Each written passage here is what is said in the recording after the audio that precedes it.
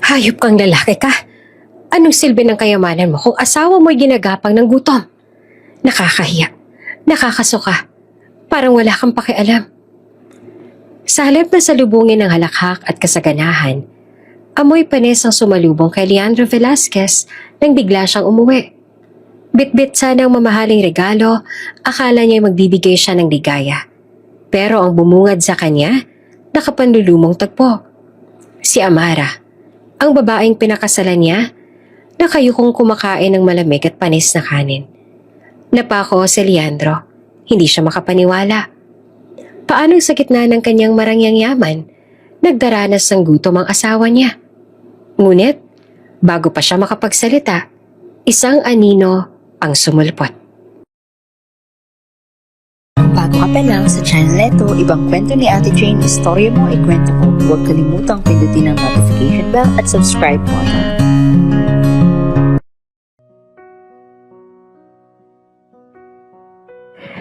Mainit ang hapon nang dumating itim na sasakyan sa tapat ng lumang mansyon ng mga Velasquez.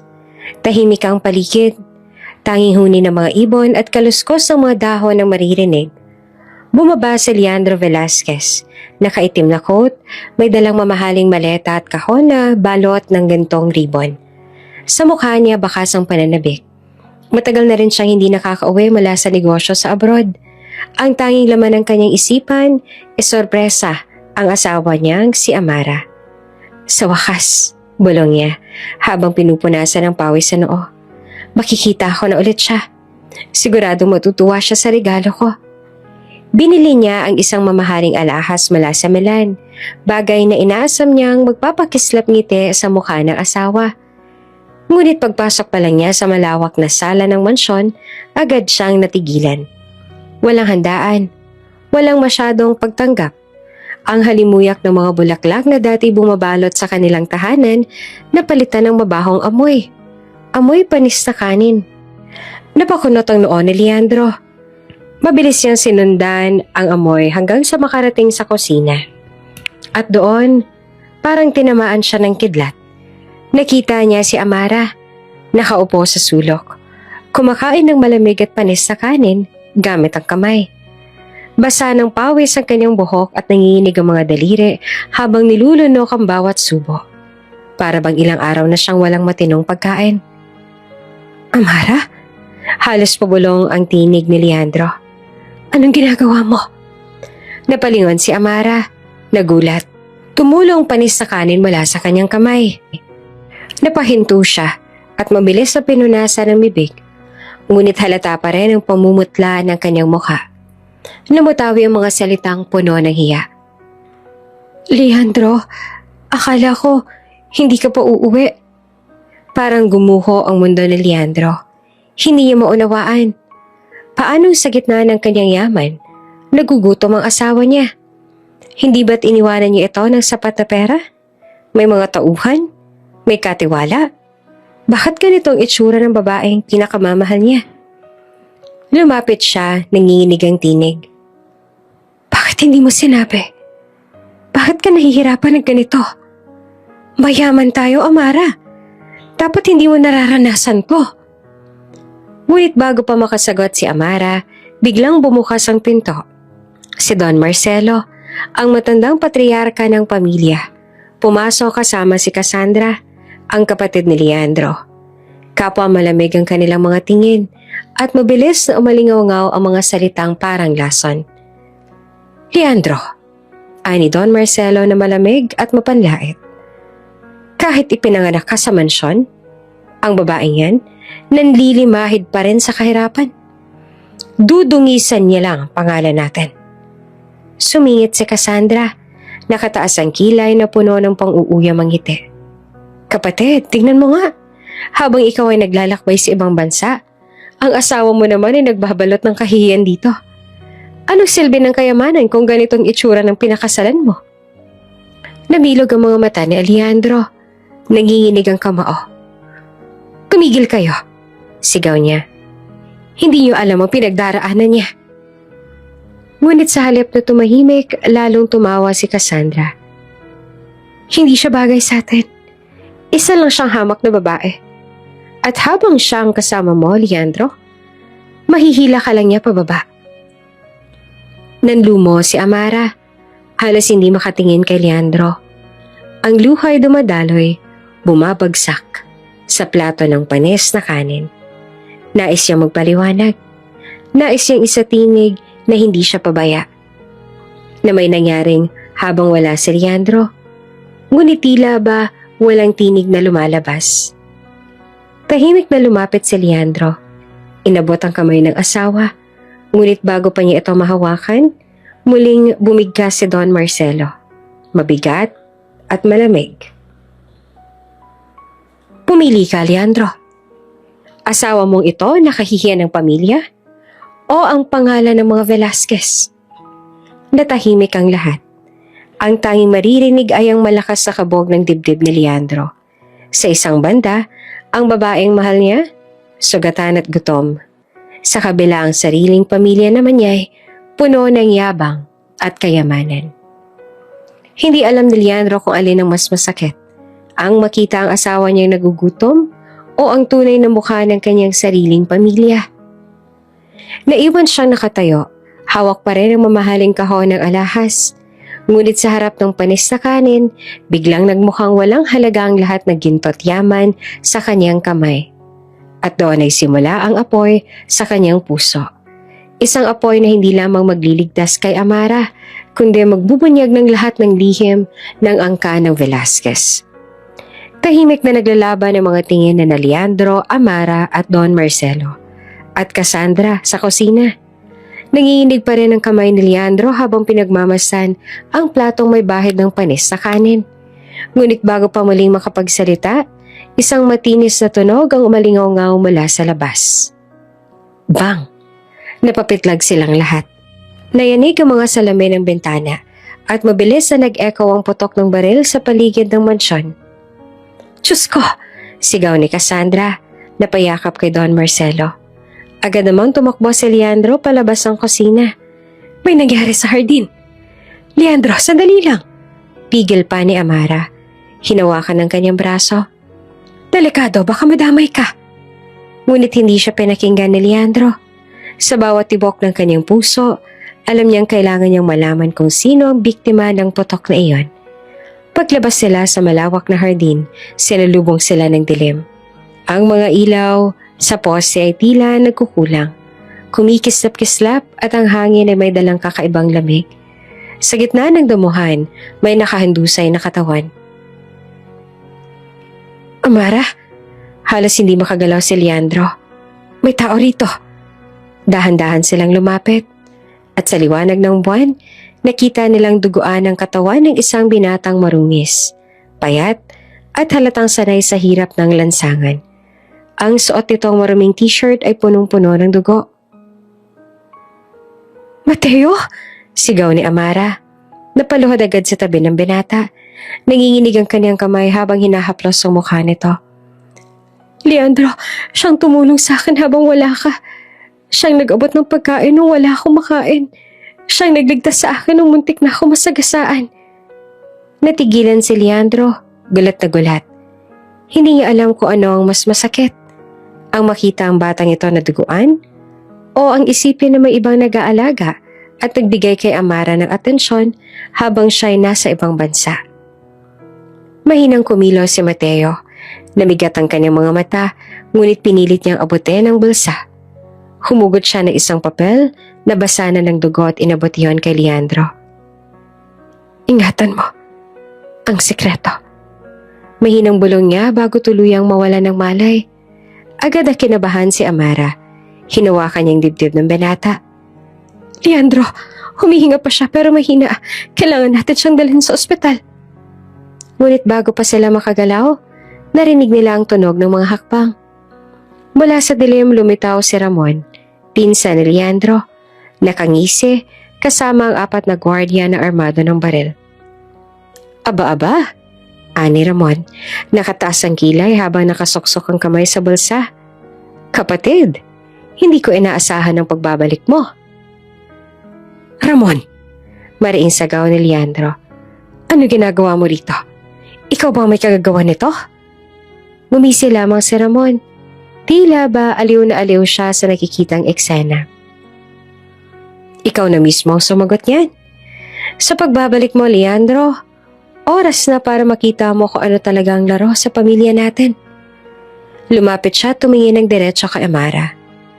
At ikaw, hanggang ngayon, ikaw pa rin ang sagabal.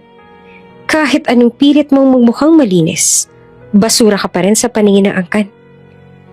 Tumigil ka na, Ramon. Mariing sagot ni Leandro.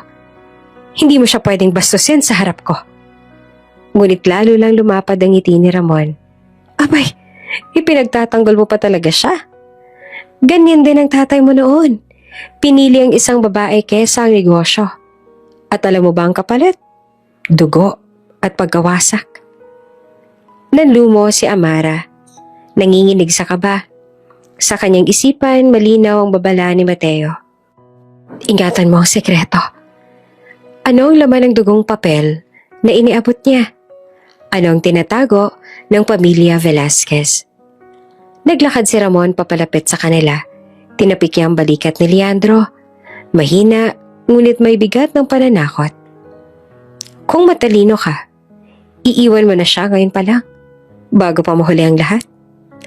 Mariing pinigilan ni Leandro ang kanyang galit, ngunit tumitig siya ng diretso kay Ramon. Kung may laro ka, Ramon, hindi ako papayag na maging bahagi nito. Asawa ko si Amara, at hindi ako aalis sa tabi niya. Natigilan ng mga gwardya, parang nagulat sa tapang ng tinura ni Leandro. Ngunit gumisil lang muli si Ramon, sabay senya sa mga tauhan. Kung ganon, maghanda ka. Hindi pa ito ang huling gabi na makikita mong dugo sa damuhan. At saka siya tumalikod. Iniwan silang mag-asawa kasama si Mateo na halos wala ng malay. Napaluha si Amara. Niyakap ang katawan ng binata. Leandro, kailangan natin siyang dalhin sa ligtas na lugar. May alam siya. May hawak siyang sekreto na ikinatatakot ni Ramon. Hinawakan ni Leandro ang papel na puno ng dugo. Nang dahan-dahan niyang buksan ito, nakita niya ang isang kakaibang simbolo. Larawan ng 40 kotse na nakapila. Bawat isa ay may marka ng letrang V. Natigilan siya. Hindi alam ang ibig sabihin. Ngunit ramdam niya itong susi sa kasinungalingang bumabalot sa kanilang pamilya. Habang nakayuko siya, marahang hinaplos ni Amara ang kanyang balikat. Leandro, baka ito na simula ng lahat. Ang sekreto ng pamilya mo.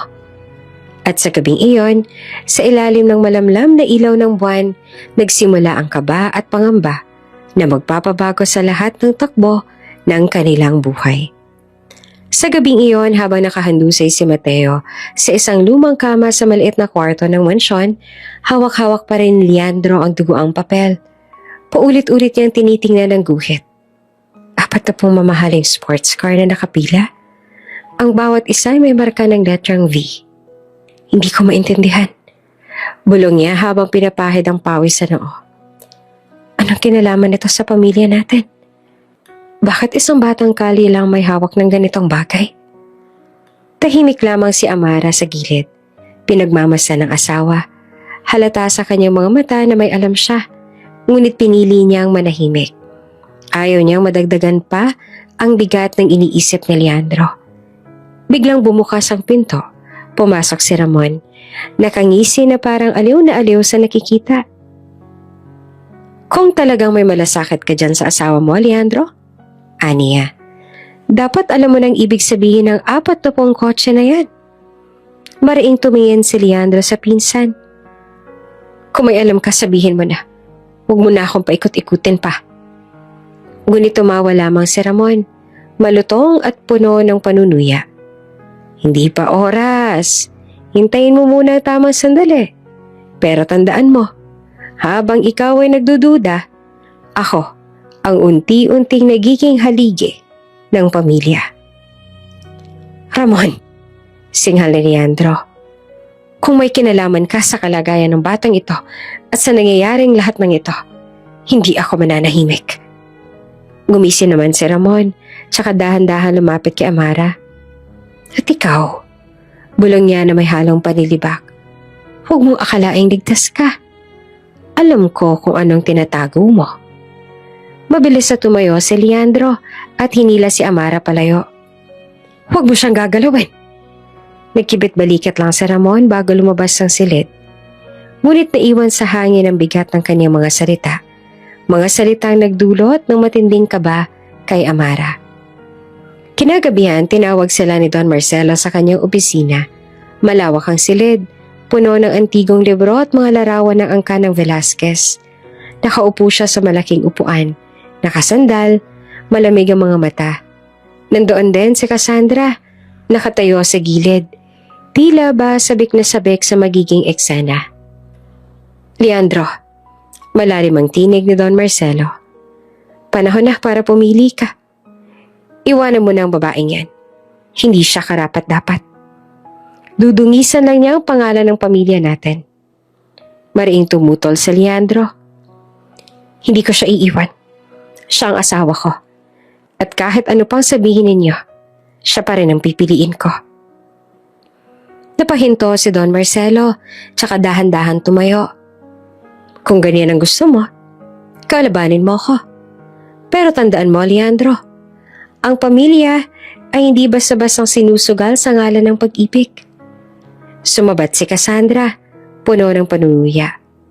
Kapatid, tingnan mo nga yung itsura ng asawa mo. Gutom, payat at walang dignidad. Kung mananatili ka sa kanya, edi pareho kayong lulubog.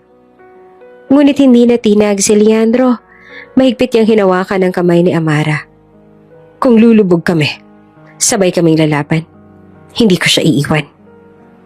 Pagbalik nila sa kanilang silid, niyakap ni Amara si Leandro. Mahinang tinig ang bumulong sa kanyang tenga.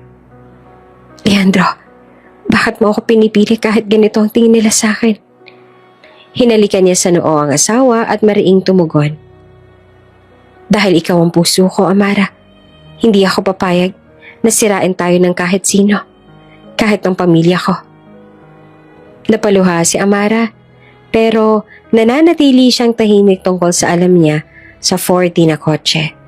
Ramdam niya na hindi pa handa si Leandro sa katotohanan. Ngunit bago pa sila makatulog, may kumatok sa pinto. Isang gwardiya ang nagmamadali. Senyor Leandro, may masamang balita. Mabilis silang tumayo, kinakabahan. Ano nangyari? Tanong ni Leandro.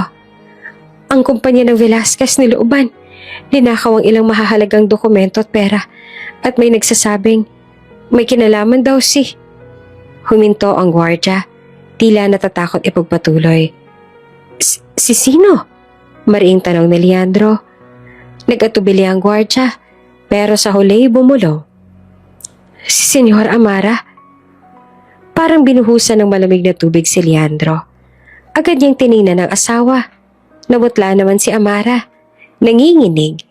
Tila ba alam niyang darating ganitong paratang.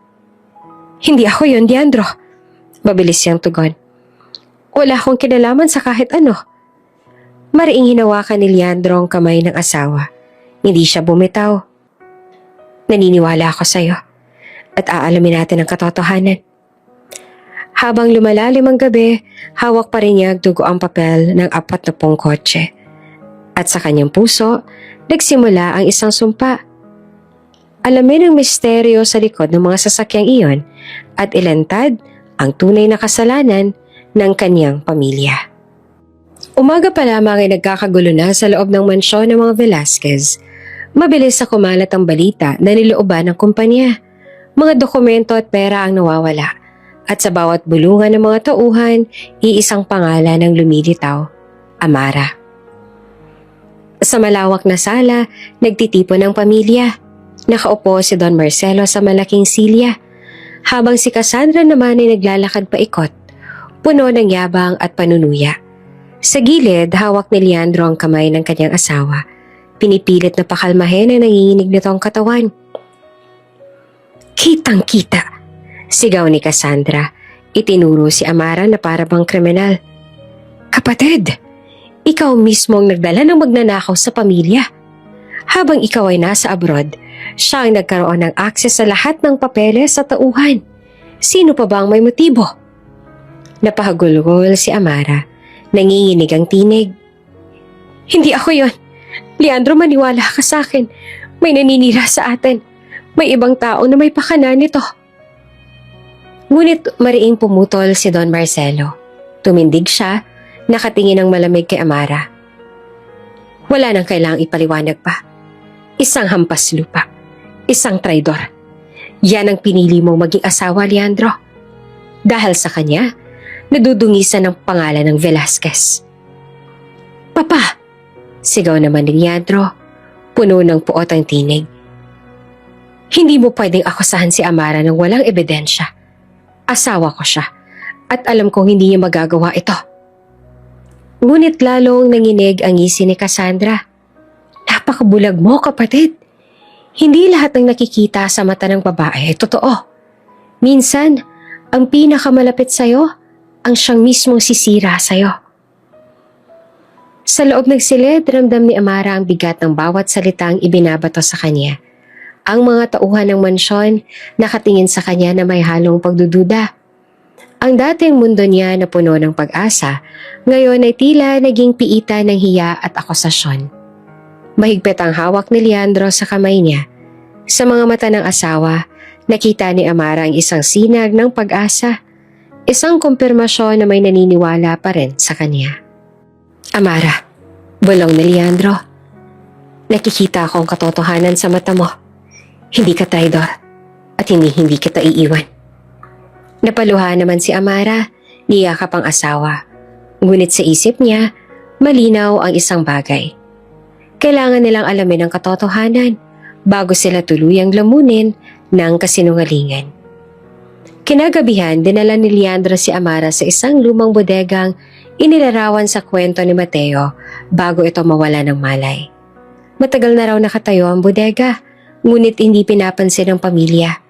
Para bang may tinatagong sikreto. Tahimik silang pumasok, dala ang lampara at maliit na flashlight. Ang paligid ay amoy kalawang at lumang kahoy. May mga kahong natatakpan ng alikabok, mga gamit na tila iniwan at kinalimutan. Leandro, mahinang boses ni Amara, nanginginig habang humahakbang. Sigurado ka ba na tamang ginagawa natin? Paano kung totoo ang sinasabi nila? Tumigil sa Leandro. Tumingin sa kanya at hinaplos ang pisngi.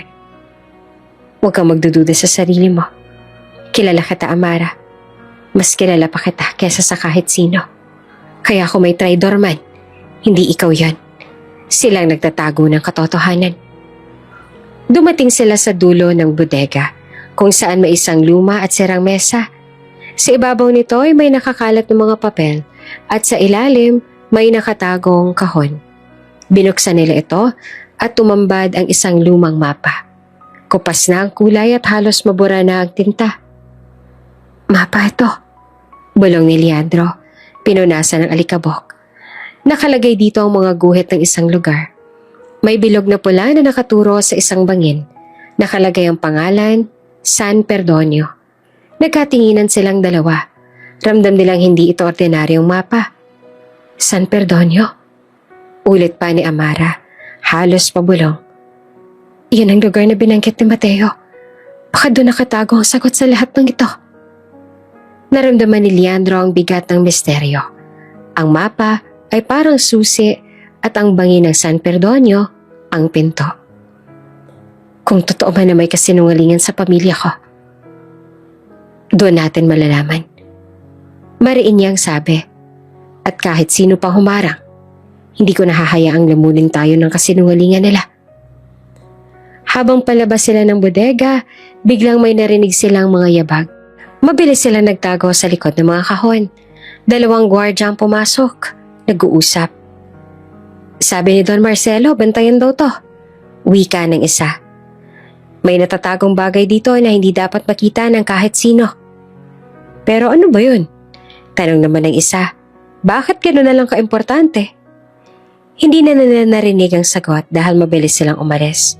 Ngunit sapat na iyon para kumpirmahin ang hinala ni Leandro at Amara. May tinatago ang pamilya. Pagbalik nila sa silid, mahigpit ang hawak ni Leandro sa mapa. Pinagbasa niya ulit ang mukha ni Amara. Bagamat pagod at sugatan, nandoon pa rin ang tapang. Amara, mariing ang bulong. Hindi ako titigil hanggat hindi ko nalalaman ang katotohanan. At pinapangako ko, kahit buong mundo pa ang tumutol, hindi kita iiwan. Sa labas ng bintana, humahampas ang malakas na hangin, parang senyales ng paparating na unos. At sa kanilang mga puso, alam nila, ang lihim ng San Perdonio ang magbubukas ng lahat at kasinungalingan na bumabalot sa pamilya Velasquez. Mabilis ang tibok ng dibdib ni Amara habang tumatakbo siya sa masukal na bahagi ng San Perdonio. Humahampas ang hangin sa kanyang mukha at ang mga dahon ay tila kumakaway na parang babala. Sa bawat hakbang niya, ramdam niya ang pangamba, ngunit mas nangingibabaw ang tapang. Amara, bumalik ka! Sigaw ni Leandro mula sa likuran. Habol ang kanyang tinig. Delikado yan. Ngunit hindi siya nagpaawat. Sa dulo ng bangin may nakita siyang isang taong nakabitin. Pilit kumakapit sa isang lumang ugat ng puno.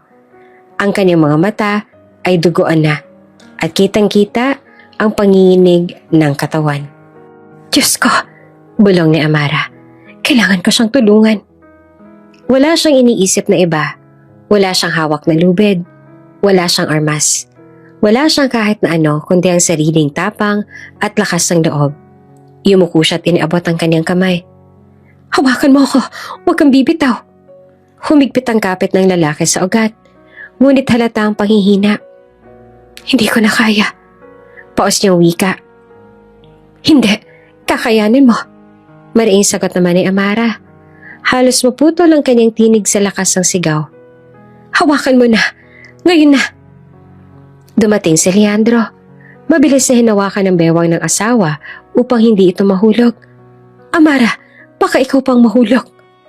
Pero hindi tumigil sa Amara. Sa huling segundo, naramdaman niyang kumapit ang malamig at nanginginig na kamay ng lalaki. Dahan-dahan niyang hinila. Sabay hila rin ni Leandro hanggang sa pareho nilang maiangat ang katawan nito. Pagbagsak sa lupa, halos mawala ng malay ang lalaki. Hingal na hingal, nanginginig at duguan ang mukha. Pinilit niyang bumangon at nagsalita. Salamat. Mahina ngunit malinaw ang kanyang boses. Kung hindi dahil sa'yo, patay na ako ngayon. Nakatinginan si Leandro at Amara. Sino ka? Tanong ni Leandro na mariin ang tinig. I am Dr. Isandro Cruz. Sagot ng lalaki habang sinusubukang linisin ang dugo sa labi. Ako ang doktor na nagtago ng ilang sikreto. Mga sikreto na kayang pabagsakin ng pamilya Velasquez. Nabigla si Leandro. Anong ibig mong sabihin? Ngumiti si Dr. Isandro, mapait at may halong babala. Alam kong mabait kayong dalawa. Pero kapag nalaman nila na buhay pa ako, pati kayo, mamamatay. Kinilabutan si Amara. Napahawak siya sa braso ni Leandro. Leandro, totoo ba ang sinasabi niya? Naguguluhan na sabi ni Leandro. Sa kanyang isipan, umaalingaw-ngaw ang mga tanong. Anong koneksyon ng doktor na ito sa pamilya niya? Ano ang tinatagong lihim? Ngunit bago pa siya makapagtanong ulit, biglang may kalubog sa paligid. May mga yabag, mga tinig na papalapit. Hanapin niyo sila! Sigaw ng isang lalaking mula sa dilim. Mabilis na napatingin si Leandro sa paligid. Sa kabilang bahagi ng kagubatan, lumitaw ang mga anino. Armadong mga tauhan, may baril at nakaitim na uniforme. Mga tao ni Ramon! Bulala si Amara. Halos mawala ng boses sa takot. Hinila agad ni Leandro ang asawa at si Dr. Isandro. Kailangan nating tumakbo. Ngayon na. Habang tumatakbo, narinig nila ang putok ng baril. Tumatalbog ang mga bala sa mga bato at nagkakalat ng mga dahon sa paligid. Dito! Sigaw ni Leandro. Itinulak ang dalawa papunta sa makitid na lagusan ng mga tao. Nagmadali silang pumasok, hingal na hingal. Sa loob ng lagusan, madilim at malamig. Ang echo, ang kanilang pahinga ay parang may musika ng takot. Napahinga sandali si Dr. Isandro, hawak naman ang sugat sa braso. Hindi na ako tatagal, pero kailangan kong sabihin sa inyo. Ang 40 ko kotse ko. Alam mo rin? Mabilis sa tugon ni Leandro. Nagulat. Tumango si Dr. Isandro. Bagamat nanghihina. Oo, ang 40 kotse ay hindi ordinaryong larawan. Bawat isa ay simbolo ng operasyon ng pamilya Velasquez. Smuggling, armas, droga at politika. Lahat ng kasamaan nakatago roon. At ako ang isa sa mga doktor na pinipilit nilang sumali. Pero tumanggi ako. Kaya nila ako gustong patayin. Nanlamig si Amara.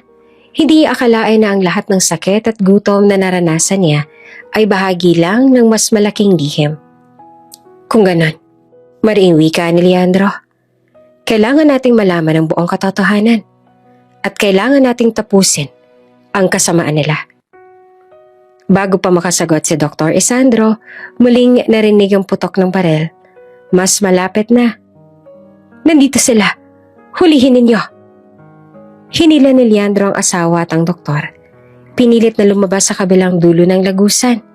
Ngunit paglabas sila, nakaharap na sila sa 3 armadong tauhan. Nakatakas kayo, ha?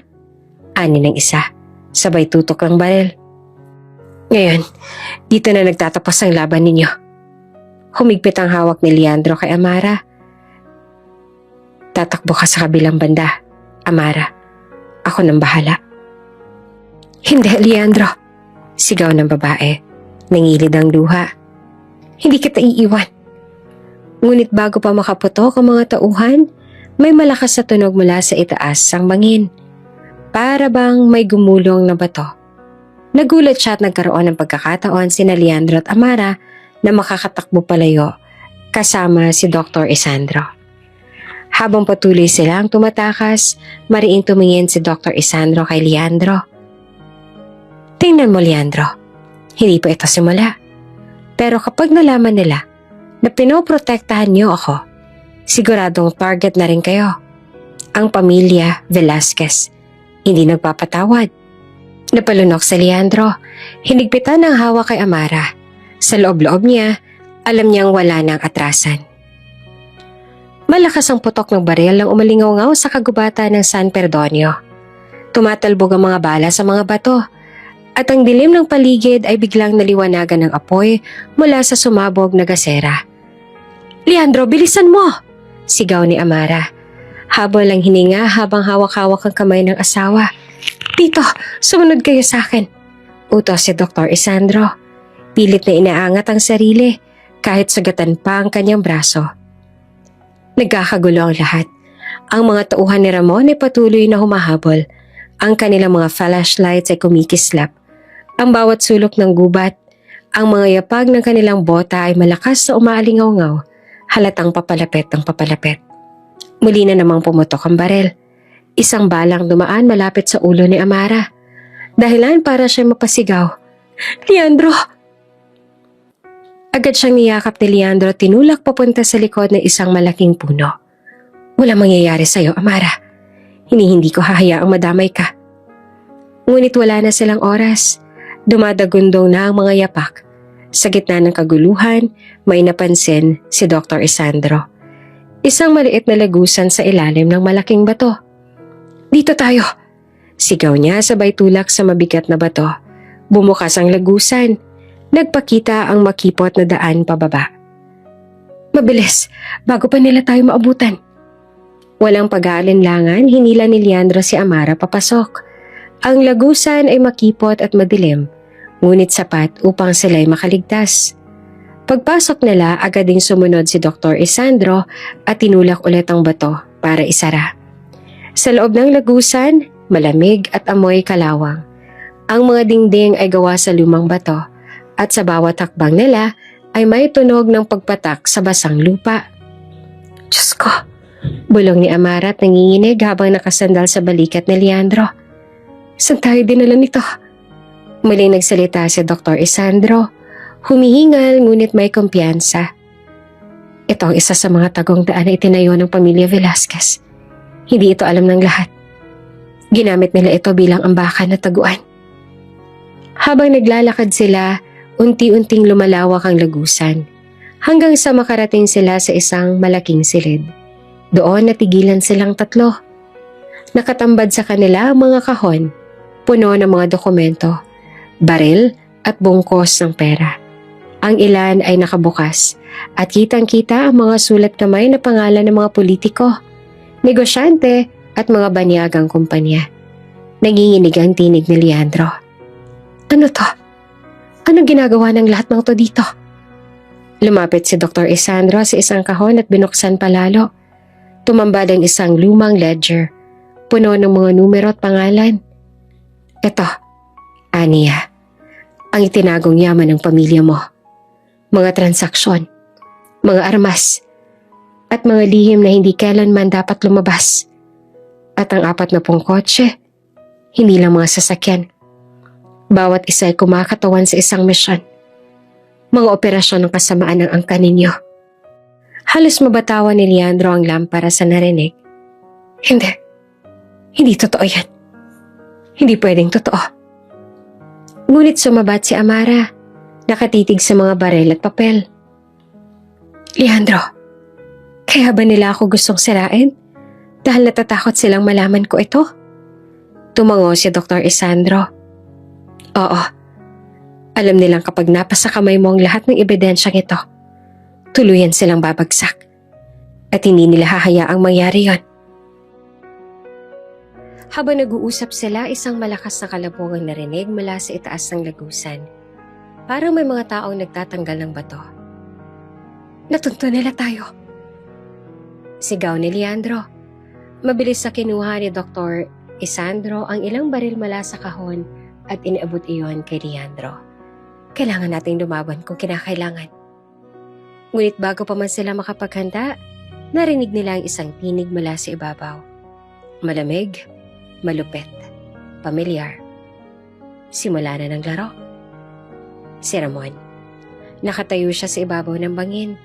Nakangisi habang pinagmamasa ng kanyang mga tauhan na unti-unting sumisira sa takip ng lagusan. Leandro, malakas ang kanyang tinig. Ngayong bumalik ka. Oras na para malaman mo ang tunay na halaga ng pangalan ng Velasquez. Kung pipiliin mo ang asawa mong hampas lupa, makakalaban mo ko. At kapag kalaban mo ko, hindi ka mananalo. Maring hinigpitan ni Leandro ang hawak kay Amara. Sa kabila ng takot, ramdam niya ang nag-aapoy na determinasyon. Ramon! Sigaw niya pabalik. Kung laro ang gusto mo, handa akong lumaban. Habang bumabagsak ang mga bato at unti-unting nabubuksan ang lagusan, alam ni na Leandro, Amara at Dr. Isandro na wala ng atrasan. Sa dilim ng tagong silid, nakahanda silang humarap sa pinakamalaking laban ng kanilang buhay. Isang laban na magbubunyag ng lahat ng kasalanan ng pamilya Velasquez at mag-uunay sa misteryo ng 40 kotse. Malakas ang dagundong ng mga bato nang bumigay ang bahagi ng lagusan, kasabay ng putok ng barel mula sa mga tauhan ni Ramon. Isang malakas na pagsabog ang nagpagiba sa pader ng bato. Nagkagulo ang lahat. Naglaho sa makapal na alikabok ang mga ilaw ng lampara. Amara! Sigaw ni Leandro, paulit-ulit habang nagtatatakbo sa loob ng madilim na lagusan. Amara, nasan ka? Ngunit walang tugon. Tanging ugong ng gumuguhong bato at alikabok ang sagot sa kanyang mga hiyaw. Isang malakas na peraso ng bato ang bumagsak sa pagitan nila ni Amara. Dahilan para tuluyang magkahiwalay ang mag-asawa. Napaatras si Leandro. Halos madurog ang kanyang balikat sa bigat ng nahulog na tipak. Leandro! Sigaw ni Amara bago siya tuluyang lamunin ng guho. Hindi, Amara. Halos mabaliw sa sigaw si Leandro. Pinipilit na tanggalin ang mga bato gamit ang kanyang mga kamay. Nanginginig siya sa galit at takot. Sugatan ng mga palad, pero hindi siya tumitigil. Ngunit hinila siya ni Dr. Isandro mula sa likod. Leandro, tama na. Hindi mo siya maililigtas kung pareho tayong madadamay dito. Kung babalik ka, pareho tayong mamamatay. Hindi ko siya iiwan. Umiiyak na sigaw na Leandro. Halos mawalan ng boses. Asawa ko siya. Mahigpit ang hawak ni Dr. Isandro sa kanyang balikat. Makinig ka sa akin. Magtiwala ka. Buhay pa siya. Pero kung patuloy mong ipipilit, lahat tayo mamamatay. Kailangan muna nating makalabas dito. Magiging walang saysay ang sakripisyo niya kung dito ka rin mawawala. Napaatras si Leandro. Nanginginig ang dibdib. Ramdam niya ang bigat ng bawat salita ng Dr. Isandro. Ngunit, mas matindi ang sakit sa kanyang puso. Sa huli, pinilit siyang hatakin ng doktor palabas ng lagusan. Habang patuloy siyang sumisigaw ng pangalan ng asawa. Samantala, sa malawak na mansyon ng Velasquez, nagtipon-tipon ang pamilya sa dining hall. Nasa mesa si Don Marcelo. Nakangisi habang hawak ang kanyang baso ng alak. Sa tabi niya, nakapamewang si Cassandra. Puno ng yabang at kasiyahan. Sa wakas. Ani Cassandra na tumatawa ng malutong. Mawawala na rin ang sagabal na yon. Wala nang Amara na magpapababa sa pangalan natin. Tumango naman si Don Marcelo. Malamig ang mga mata. Iyan ang kabayaran sa lahat ng kahihiyang dinala niya sa pamilya natin. Ngayong malaya na si Leandro, ibabalik ko na siya sa negosyo kung saan siya nararapat. Nagpalakpakan ng ilang tauhan, parang nagdiriwang ng tagumpay. Ngunit sa likod ng kasiyahan nila, may dumadaloy na isang mas madilim na balak. Ang tuluyang pagkontrol sa lahat ng ari-arian at pangalan ng mga Velasquez. Ngunit sa ilalim ng guho, unti-unting gumagalaw si Amara. Mabigat ang kanyang dibdib.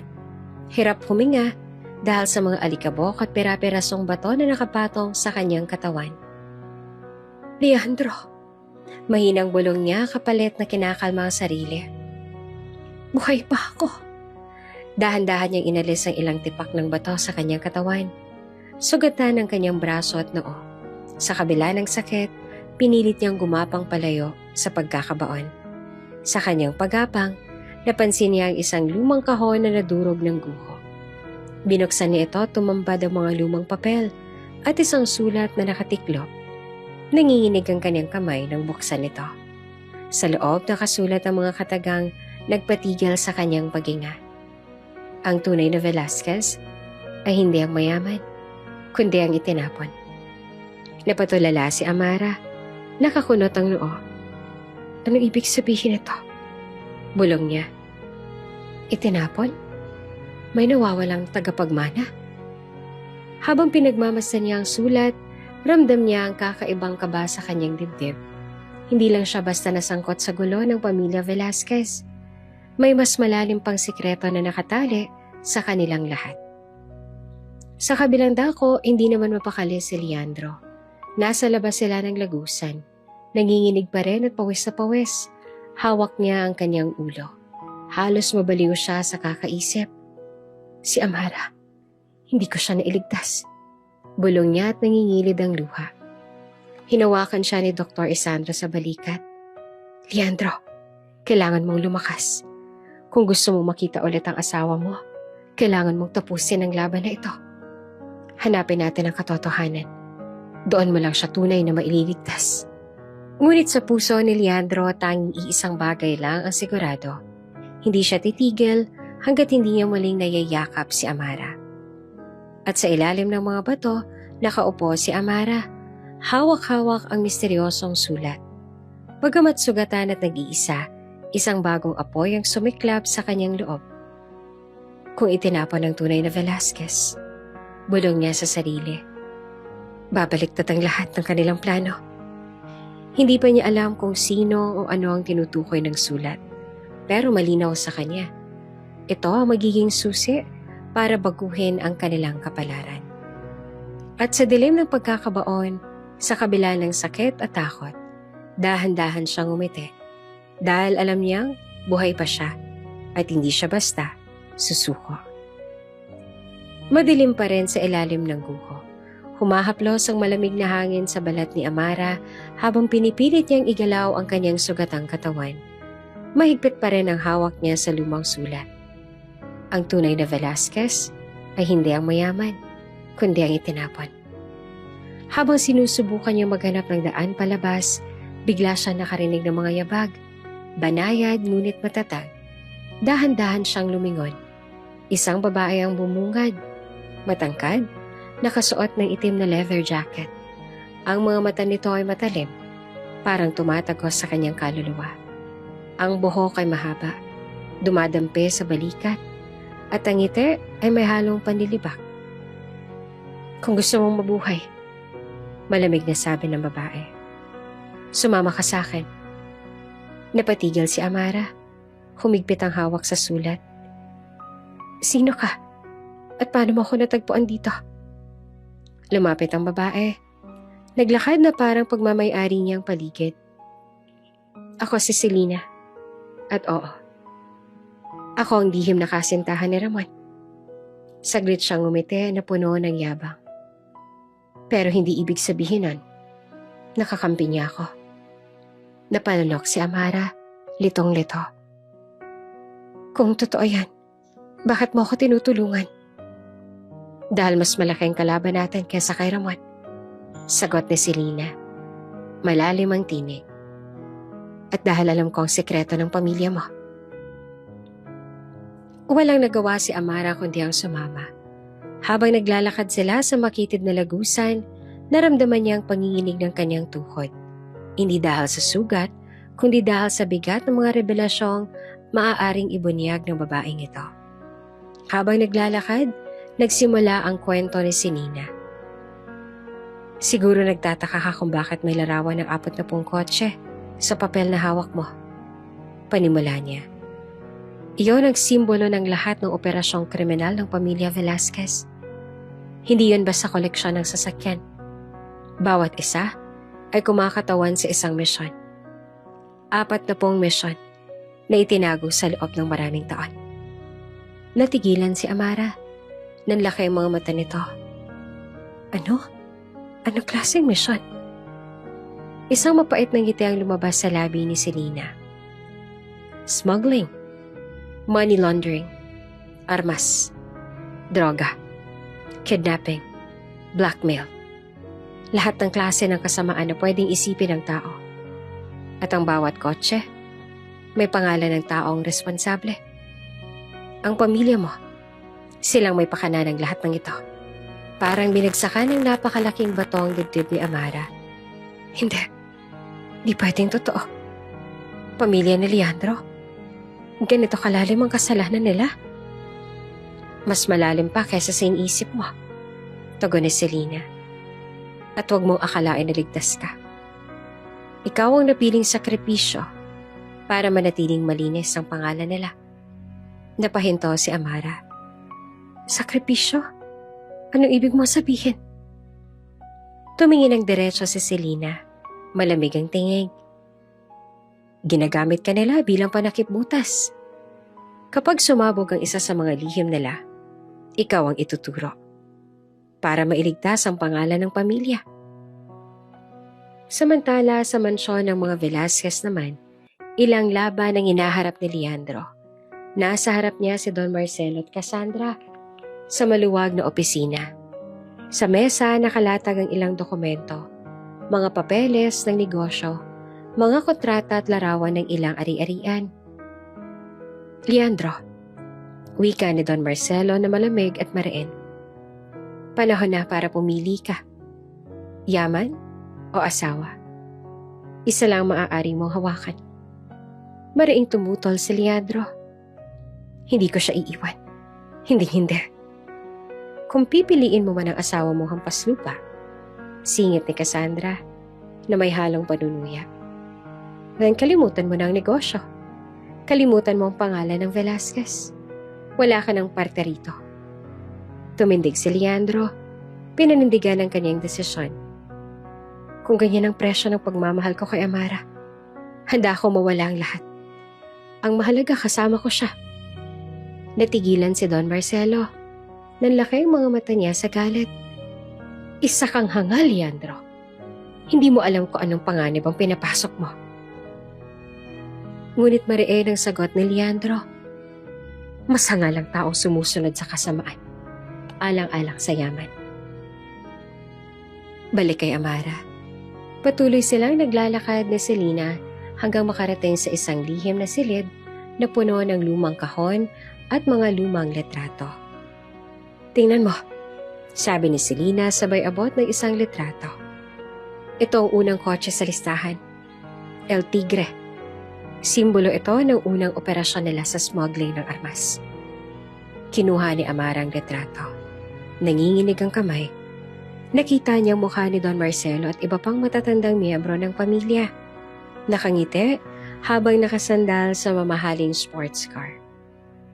Hindi lang ito ang negosyo, Amara. Dagdag pa ni Selena, ito ay imperyo ng kasamaan. At ikaw ang nasa gitna ng lahat ng plano nila. Tahimik si Amara. Pinagmamasa ng litrato at hawak pa rin ang lumang sulat. Sa kanyang isip, nagdudugtong ang lahat. Ang panis na kanin, si Mateo, ang 40 kotse, ang pagtataksil ni Ramon. Napaluha siya, ngunit kasabay nito ay sumibol ang tapang. Kung totoo nga ang lahat ng ito, kailangan kong malaman ang buong katotohanan. At kailangan kong ipaglaban si Leandro. Ngumiti si Selena, bahagyang may paggalang sa tinura ni Amara. Kung ganon, pareho tayo ng laban. At sa dilim ng kanilang paglalakbay, dalawa silang babae, magkaibang mundo, magkaibang dahilan, ngunit iisa ang layunin. Ilantad ang lihim ng pamilyang Velasquez at wasakin ang kapangyarihang bumabalot dito. Maagang nagising si Leandro sa ingay ng mga sasakyan at yabag ng mga taong nasa mansyon. Pagbaba niya sa hagdan, sinalubong siya ng nakakabinging sigawan. Pulis. Nasa gitna ng sala si Amara, nakaposas, habang 2 pulis ang mahigpit na nakahawak sa kanyang braso. Halos madapa siya sa lakas ng pagtulak. Anong ibig sabihin nito? Sigaw ni Leandro. Halos mabasag ang boses sa galit. Bakit niyo hinuhuli ang asawa ko? Tumindig si Don Marcelo. Malamig ang tinig. Kita mo na, Leandro? Kriminal ang pinakasalan mo. Siya ang may kagagawa ng pagnanakaw sa kumpanya. Siya ang traidor. Hindi totoo yan. Sigaw ni Amara. Nanginginig ang tinig. May naninira sa atin, Leandro. Maniwala ka sa akin. Ngunit bago pa siya makapagsalita, muling itinulak ng pulis si Amara para itulak sa harapan ng lahat. Nagsimulang magbulungan ng mga tauhan ng mansyon. Akala ko ba inosente siya? Siguro nga, pera lang ang habol. Sa simula pa lang hindi na siya bagay kay Senyor Leandro. Napakagatlabi si Leandro. Nag-aapoy ang mata. Itigil niyo yan.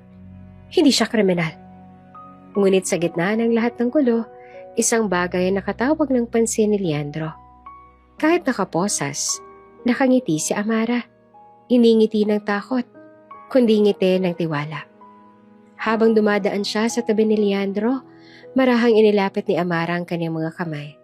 At sa isang iglap, palihim niyang isinilid sa palad ni Leandro ang isang maliit na papel. Walang nakapansin nun, maliban kay Leandro. Namilog ang mga mata ni Leandro. Agad niyang ikinuble ang papel sa bulsa ng kanyang coat. Nang sumilip siya, nakita niya ang nakasulat na mga numero at letra, mga coordinates.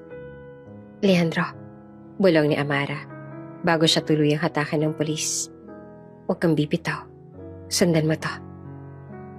Amara, sigaw ni Leandro na nanginginig ang boses. Hindi kita iiwan. Hindi. Ngunit bago pa siya makalapit, hinarang siya ni Cassandra. Nakangisi at puno ng panlilibak. Huwag kang tanga, kapatid. Malabig na sabi nito. Habang buhay ang babaeng yan, hindi ka magiging tunay na Velasquez. Siya ang dahilan kung bakit lumulubog ang pangalan natin. Mariing tumindig si Leandro sa kapatid.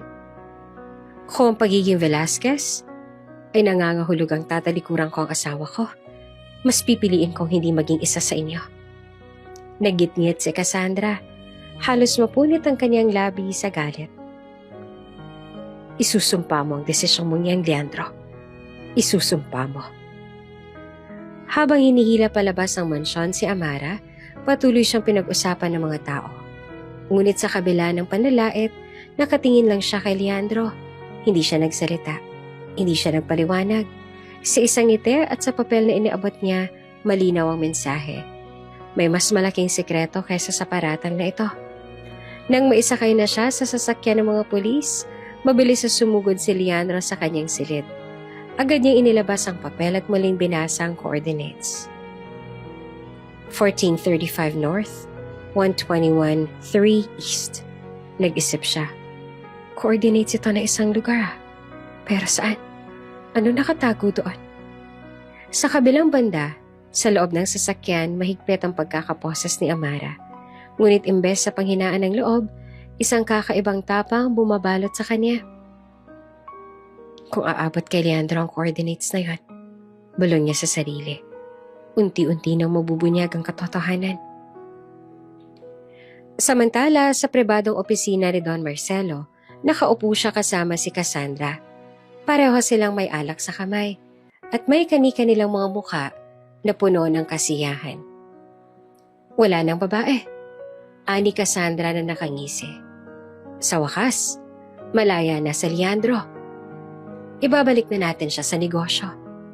Ngumiti si Don Marcelo, malamig at puno ng kumpiyansa. Hindi pa tapos ang laban, pero sigurado ako masisira ng tiwala ni Leandro sa babaeng yon.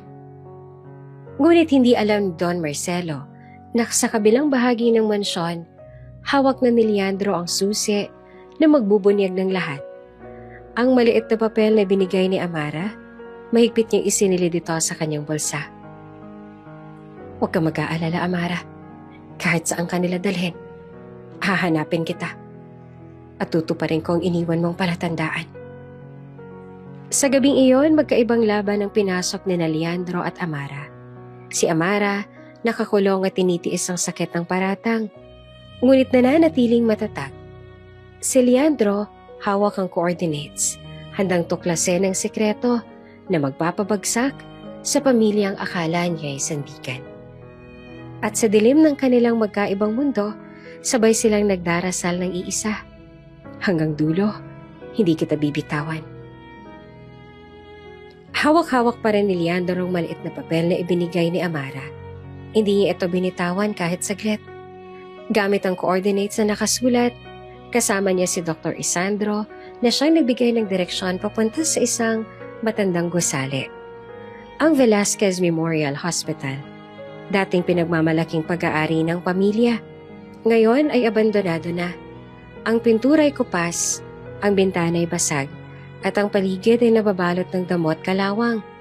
Ngunit para kay Leandro, hindi ito basta lumang ospital. Dito nakatago ang isa pang bahagi ng sekreto ng kanilang pamilya. Sigurado ka ba dito? Tanong ni Leandro. Nanlisik ang mga mata habang nakatingin sa sirang gusali. Tumango si Dr. Isandro. Bahagyang hinila ang kanyang sugatang braso. Oo, dito itinago ng pamilya mo mga bagay na hindi pwedeng lumabas. Handa ka na ba sa makikita mo? Humigpit ang hawak ni Leandro sa lampara at tumango. Kahit anong katotohanan, haharapin ko. Pagpasok nila, bumungad ang malamig na simoy ng hangin na galing sa loob. Ang sahig ay puno ng kalat, mga sirang gamit, medikal, kalawangin ng mga stretcher at mga lumang karatula na nakasabit pa. ICU, pediatrics, morgue. Habang naglalakad sila, biglang huminto si Dr. Isandro sa tapat ng isang lumang elevator. Dito.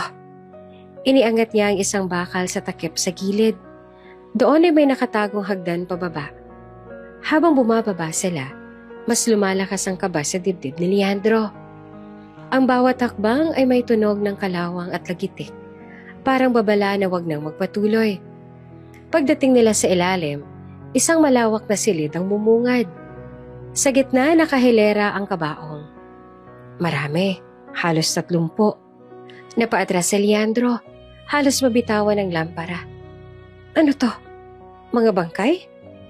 Lumapit si Dr. Isandro sa isang kabaong at dahan-dahang binuksan ng takip. Ngunit imbes na makita ang malamig na katawan ng tao, tumambad ang liwanag ng gintong kumikislap. Gold bars. Nagulat si Leandro. Halos hindi siya makapaniwala. Ginto? Bakit dito nakatago? Hindi lang ginto. Sagot ni Dr. Isandro at binuksan pa niya ang isa pang kabaong. Doon naman nakaipit ang mga makakapal na folder at envelope na puno ng mga papeles. Nang silipin nila ay mga kontrata, mga listahan ng offshore accounts, mga pangalan ng politiko at negosyanteng binayaran. Mga ebidensya ng money laundering. Dagdag pa ni Isandro. Ito ang kayamanang ipinaglalaban ng pamilya mo. Kaya nila pinapapatay ang mga taong katulad ko. Dahil hawak kong ilang bahagi ng sekreto. Nanlumo si Leandro. Halos sumabog ang kanyang utak sa bigat ng lahat. Ibig sabihin, lahat ng yaman ng Velasquez galing sa kasamaan? Tumango si Dr. Isandro. At ang 40 kotse na yun, bawat isa ay konektado sa isang operasyon. Kapag nalaman ng bayan ang lahat ng ito, tapos na ang pamilya mo. Ngunit bago pa sila makapag-isip ng susunod na hakbang, biglang bumukas ang pinto sa dulo ng basement. Eto pala kayo! Nakatayo si Ramon, nakangisi, kasama ang 6 na tauhan na armado ng baril. Hindi ka talaga marunong sumunod, Leandro. Aniya na may halong panunuyang tinig. Anong pakiramdam, ha? Na malaman na ang pinagmamalaking pangalan ng pamilya mo, isa palang imperyo ng kasalanan? Itinutok ng mga tauhan ng baril kina Leandro at Isandro. Dalhin sila, utos si Ramon. Agad na nagtago si Leandro sa likod ng isang kabaong. Hinila si Isandro. Pumutok ang mga baril. Tumilapon ang mga papel at gold bars mula sa mga kabaong. Kumalat sa sahig. Sumilip si Leandro at bumawi ng putok gamit ang baril na kinuha mula sa lagusan. 2 sa tauhan ni Ramon ang natumba, ngunit mabilis silang nakapagtago. Leandro! Sigaw naman ni Amara sa kanyang isipan. Parang naririnig niya ang boses ng asawa. Lumaban ka! Ngunit sa gitna ng bakbakan, isang balang tumama kay Dr. Isandro sa balikat. Napasigaw siya sa sakit at bumagsak. Isandro! Sigaw ni Leandro. Agad siyang hinila palapit at tinakpan ng sugat. Habang nangihina, nagsalita si Dr. Isandro. Halos pabulong. Leandro, tandaan mo, ang 40 kotse. Bawat isa may sikreto. Susi, para pabagsakin sila. Isandro, huwag kang magsasalita ng ganyan, hindi ka mamamatay. Mariing sabi ni Leandro habang dinidikitan ng tela ang sugat ng doktor. Ngunit unti-unting pumipikit ang mga mata ni Isandro. Hanapin mo sila, bago pa maunahan ikaw ni Ramon. Habang nagpapatuloy ang putukan, tumayo si Ramon sa dulo ng silid. Nakataas ang barel at nakangisi. Leandro! Malakas ang kanyang tinig. Hindi mo ako malalampasan. Sa huli, babagsak ka rin. Dahil kahit ikaw, isa ka ring Velasquez. At ang dugo natin, wala nang ibang pinagmulan kundi kasalanan. Mariing tumitig si Leandro. Hawak ang dugo ang katawan ni Isandro. Kung ang dugo ng Velasquez ay kasalanan, bas pipiliin ko magsimula ng bagong pangalan. Hindi ako magiging katulad ninyo. At sa sandaling iyon, nag-apoy ang kanyang determinasyon. Hindi lang ito laban para sa asawa niyang si Amara. Hindi lang ito laban para sa sarili niya. Ito ay laban para sa katotohanan. At laban para sa kinabukasan. Nagkalat sa sahig ng basement ng lumang ospital ang mga papel at gold bars matapos ang bakbakan. Nanginginig ang kamay ni Leandro habang pinupulot ang mga dokumento. Sa gitna ng kalat, napansin niya ang isang lumang sobre. Binuksan niya ito at tumambad ang isang litrato ng sanggol. Nanlaki ang mga mata ni Leandro. Ang bata ay nasa lampin. May kakaibang birthmark sa balikat, hugis between. Sa likod ng litrato nakasulat ang mga salitang nagpasikip sa kanyang dibdib. Ang tunay na tagapagmana. Anong ibig sabihin ito? Bulong niya na halos mabitawan ang litrato. Kinabukasan, bumalik si Leandro sa mansyon. Pagkapasok niya, diretso siyang nagtungo sa opisina ni Don Marcelo. Nandoon ang matanda, nakaupo sa kanyang silya, malamig ang ekspresyon at nakaharap sa malaking painting ng kanilang angkan. Huminga ng malalim si Leandro, sabay inilapag ang litrato sa mesa. Sinong sanggol na to? Dahan-dahang umiti si Don Marcelo, parang matagal nang hinihintay ang tanong. Sa wakas, natagpuan mo rin. Mariing tumitig si Leandro. Ano ibig mong sabihin na nakasulat? Tunay na tagapagmana? Itinaas si Don Marcelo ang kanyang baso ng alak. Leandro, matagal na kitang sinasabi. Hindi ikaw ang pinili ng dugo. Ikaw ay pansamantalang hari lamang. Ang tunay na tagapagmana, siya ang may karapatang magmana ng lahat. Hindi ako makapaniwala. Nanginginig ang tinig ni Leandro. Ipinanganak ako sa pamilyang to. Ako ang anak ng dugo ng Velasquez. Ngumisi si Don Marcelo, malamig at puno ng panlilibak. Anak ka, oo. Pero hindi ikaw ang itinakda. May mas karapat-dapat pa kaysa sayo. At darating ang panahon, malalaman mo rin kung sino. Samantala sa kulungan mag-isang nakaupo si Amara. Mabigat ang kanyang mga kamay na nakaposas. Ngunit mas mabigat ang pasaning iniwan ng paratang. Ang mga bantay ay panay ang pagbato ng masasakit na salita. Kriminal! Ginamit lang niya si Senyor Leandro. Akala niya makakapasok siya sa pamilya, hahantong din siya rito. Ngunit sa kabila ng lahat, hindi nagpapadaig si Amara. Sa kanyang isipan, paulit-ulit niyang sinasabi, maniniwala si Leandra sa akin. Hindi ako susuko. Maya-maya biglang bumukas ang pinto. Isang anino ng babae ang pumasok. Matangkad, matapang ang tindig. Selena, bulong ni Amara, nagulat. Ngumiti si Selena, sabay inilabas ang maliit na susi mula sa kanyang bulsa. Handa ka na bang lumabas? Kung mananatili ka rito, siguradong katapusan mo na. Nalaglag ang panga ni Amara. Bakit mo ako tinutulungan? Lumapit si Selena at inilapit ang mukha. Dahil pareho tayong ginagamit lang ng pamilyang to. At kung may isa mang paraan para makaganti, iyon ay ilabas ang lahat ng lihim nila. Walang nagawa si Amara kundi ang magtiwala. Kinuha niya ang susi at sa tulong ni Selena, mabilis niyang natanggal ang posas. Tahimik silang lumabas. Dumaan sa madilim na pasilyo hanggang sa makalabas sa likod ng gate ng kulungan. Habang naglalakad sila sa likod ng mga abandonadong bodega, napahinto si Selena at itinuro ang isang gusali na may kalawangin na pintuan. Ito ang warehouse na hinahanap natin. Bulong niya. Ikalawang kotse sa listahan ng 40 at dito nakatago ang mga armas ng Velasquez. Dahan-dahan nilang binuksan ang pinto. Pagpasok, bumungad ang malabundok na tambak ng mga kahon. Binuksan nila isa-isa, puno ng baril, bala, at granada. Nanlamig si Amara. Diyos ko, totoo nga lahat ng sinabi mo. Hindi lang ito simpleng negosyo. Imperyo ng kasamaan ang hawak nila. Tumango si Selena, mahigpit ang tinig. At ito ang ikalawang ebidensyang kailangang makuha ni Leandro. Kung mailalantad natin to, masisira ang isang bahagi ng kanilang operasyon. Habang tinitingnan ni Amara ang mga armas, tumibay ang kanyang loob. Para kay Leandro. Para sa katotohanan. Lalaban ako. Balik sa mansyon, muling binalikan ni Leandro ang litrato ng sanggol. Sa kanyang puso, gumuguhit ang sakit at tanong. Sino ang batang ito? At bakit siya itinakdang tagapagmana?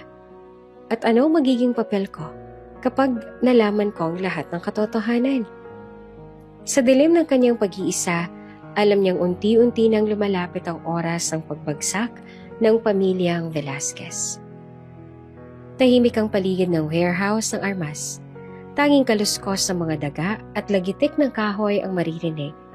Hawak ni Amara ang isang folder na nakuha nila ni Selena mula sa mga kahon. Mga ebidensya ng transaksyon sa armas. Nanginginig ang kanyang kamay. Alam niyang bawat dokumento ay kapalit ng kanyang buhay. Ngunit bago pa siya makalabas, may malakas na tinig na umalingaw-ngaw mula sa likuran. Wala ka ng takas, Amara. Dahan-dahan siyang lumingon. Naroon si Cassandra, ang kapatid ni Leandro. Nakatayo sa pinto ng warehouse. Nakaitim siya, hawak ang barel, at ang mga mata ay nagdiliyab sa galit. Cassandra, mahina ngunit matatag ang tinig ni Amara. Anong ginagawa mo rito? Naglakad si Cassandra papalapit. Itinutok ang barel. Nang dahil sa'yo, nasira ang pamilya ko. Dahil sa'yo, tumalikod si Leandra sa amin. At ngayon, sisiguraduhin kong ikaw ang mawawala. Napaatras si Amara, ngunit hindi niya iniwan ang folder sa kanyang kamay. Kung totoo ang sinasabi mo, Cassandra, bakit mo ako gustong patayan? Ako lang ang nagmamahal kay Leandro ng totoo. Ako hindi sumusunod sa kasamaan ng pamilyang ito. Ngunit lalong nanggit-ngit si Cassandra. Mahal? Huwag mo ang gawing dahilan ng pag-ibig. Ang alam ko lang, mula nang dumating ka, sinira mo ang lahat ng meron kami. Hindi ka dapat naging Velasquez. Pinisil ni Cassandra ang gatilyo. Nanginginig ang daliri niya, handang bumarel anumang segundo. Paalam, Amara. Isang putok ang umalingaw-ngaw, ngunit hindi galing kay Cassandra ang unang putok. Sa isang iglap, nahulog ang baril niya mula sa kanyang kamay. Sumabog ang mga bubog sa gilid ng kahoy na kahon. Nagulat si Amara at napayuko. Pag-angat niya ng tingin, nakita niya si Selena. Nakatayo sa itaas at ng isang gusali malapit sa warehouse. May hawak na sniper rifle. Selena, bulong ni Amara na hindi makapaniwala. Napaatras si Cassandra. Hawak ang sugat ng kamay. Ikaw? Ikaw palang traidor. Tumalon pababa si Selena. Mabilis na lumapit kay Amara. Hindi ko hahayaang mabaril ka. Mariin niyang sabi. Nagulat naman si Amara. Selena, bakit mo ako nililigtas? Akala ko ba kampi ka kay Ramon? Saglit na ngumiti naman si Selena. Malamig, ngunit may halong katapatan. Sinimulan ko yan noon, oo. Pero hindi ko na kaya makitang paulit-ulit na kasamaan nila. At kung may magtatapos sa lahat ng to, ikaw yan, Amara. Hindi siya. Itinuro niya si Cassandra. Nagagalit sa galit si Cassandra. Bibigti kayo pareho kapag nalaman to ni Don Marcelo. Hindi kayo makakaligtas. Ngumiti si Selena. Malamig at puno ng kumpiyansa. Bakit hindi mo subukan ngayon? Sabay itinutok muli ang barel. Napaatras si Cassandra at sa unang pagkakataon, nakita ni Amara ang takot sa mga mata ng kapatid ni Leandro. Samantala, sa kabilang dako, nasa lumang silid-aklatan si Leandro. Kasama ang ilang dokumentong nakuha nila sa ospital. Pinag-aaralan niya ang isa sa mga ledger na puno ng mga code. Switzerland? Bulong niya. Pinagmamasa ng kakaibang simbolo na paulit-ulit na lumilitaw. Ito ang ikatlong kotse. Nakasulat sa isang pahina ang pangalan ng isang bangko sa Zurich. At sa ilalim nito, ang mga account number na umaabot sa bilyong-bilyong dolyar. Diyos ko. Napaupo siya sa silya. Hawak ang ulo. Kung totoo ito, lahat ng pera ng pamilya namin galing sa money laundering? Ngunit sa kanyang isipan, malinaw na hindi niya kayang mag-isa ang laban. Kailangan niya si Amara, si Isandro, at kahit ang mga taong dati hindi niya pinaniniwalaan. Balik sa warehouse, hawak pa rin ni Selena ang kanyang sniper habang tinutulungan si Amara na makatayo. Hindi pa tapos ito. Aniya, may mas malaki pang ebidensya kaysa sa armas na ito. Pero, kailangan nating makalabas bago dumating ang mga tao ni Ramon. Tumango si Amara, humigpit ang hawak sa folder. Hindi ako susuko, Selena. Para kay Leandro. Lalaban ako, hanggang dulo. Sa gilid nakatingin si Cassandra. Hawak ang sugatang kamay, puno ng galit at pangako ng paghihigante. Hindi kayo magtatagal. Sisiguraduhin kong babagsak kayong lahat. Ngunit hindi na siya pinansin na Amara at Selena. Sa gabing iyon, nagpa siya silang magsama sa laban. Dalawang babae mula sa magkaibang mundo, ngunit iisa ang layunin, ibagsak ang imperyo ng Velasquez. At sa kabilang banda, si Leandro, hawak ang dokumento tungkol sa Switzerland. Mariing nagpa siya. Kung ito ang ikatlong kotse, sisirain ko ang bawat isa. Hanggang sa wala nang matira sa kasinungalingan ng pamilyang ito. Sa tatlong magkakaibang lugar, sabay-sabay silang nagdesisyon. At iyon ang simula ng mas matinding digmaan. Mabilis ang tibok ng puso ni Amara habang hawak ang folder ng ebidensya. Kasama niya si Selena sa loob ng isang maliit na silid kung saan nakalatag ang ilang dokumento, mapa at baril na kanilang nakuha mula sa warehouse. Puno ng kaba ang paligid. Alam nilang anumang oras, maaaring dumating ang mga tauhan ni Ramon. Biglang bumukas ang pinto at bumungad si Leandro. Pawisan, may bahid ng dugo sa gilid ng damit. Agad siyang niyakap ni Amara. "Leandro, salamat sa Diyos at ligtas ka," sabi niya at nanginginig ang tinig. Ngunit bago sila makapagpaliwanag, isang kakaibang tunog ang narinig nila mula sa mesa sa gitna ng silid. Isang tik-tak, tik-tak na unti-unting lumalakas. Napalunok si Leandro. "Amara, Selena, bomba yan!" Sabay-sabay silang napatingin sa mesa. Nakalagay doon ng isang itim na kahon na may pulang ilaw na kumikislap. Nakakabit ito sa ilalim ng mga papel. "Diyos ko!" bulong ni Amara. Namutla siya. "Sinadya nila to para tapusin tayo." "Takbo!" sabay na sigaw ni Leandro at Selena. Mabilis silang nagsitakbuhan palabas ng silid. Ngunit bago pa sila makalayo, isang napakalakas na putok ang yumanig sa paligid. Niyanig ng pagsabog ang buong gusali. Umangat ang alikabok. Nagsiliparan ng mga kahoy at bakal at ang init ng apoy ay lumamon sa paligid. Sa gitna ng kaguluhan, nagkahiwalay sila. Natabunan ng mga bakal at kahon si Leandro at agad siyang dinampot ng mga tauhan ni Ramon na nasa labas na pala. Nag-aabang. "Sir Ramon, nakuha na namin siya," sigaw ng isa habang hinila si Leandro palabas. "Leandro!" sigaw ni Amara na pilit na inaabot ang braso ng asawa. Ngunit isang malaking bakal ang bumagsak sa pagitan nila. Humarang sa daan. "Amara!" sigaw ni Leandro. Pilit ding lumalaban. Pero mabilis siyang naisakay sa itim na sasakyan. Nagpupumigla si Amara ngunit hinila siya ni Selena palabas bago tuluyang lamunin ng apoy ang gusali. "Hindi na natin siya masasagip ngayon," mariing sabi ni Selena habang hinihila si Amara patungo sa isang madilim na eskinita. "Kung papasukin mo ulit, mamamatay ka lang. Kailangan nating mabuhay para matapos ang laban." Humagulgol si Amara, nanginginig ang katawan. "Pero siyang lahat sa akin, Selena. Paano kung mahal mo siya?" Putol ni Selena na mariin ang tinig. "Magtiwala ka. Buhay siya. Pero sa ngayon, kailangan nating tapusin ang sinimulan natin. Kung hindi, lahat ng sakripisyo ay mauuwi sa wala." Habang naglalakad sila palayo, pansamantalang nagkuble sa isang lumang gusali, napansin ni Amara ang kakaibang pagkilos ni Selena. Tahimik ito, parang may pinapasan na sikreto. "Selena," mahina niyang tanong, "bakit mo ginagawa lahat ng to? Ano ba talaga ang dahilan mo?" Saglit na natigilan si Selena, napatingin sa malayo. "Hindi ko na dapat sinasabi. Pero siguro, oras na para malaman mo." Huminga siya ng malalim bago nagsalita.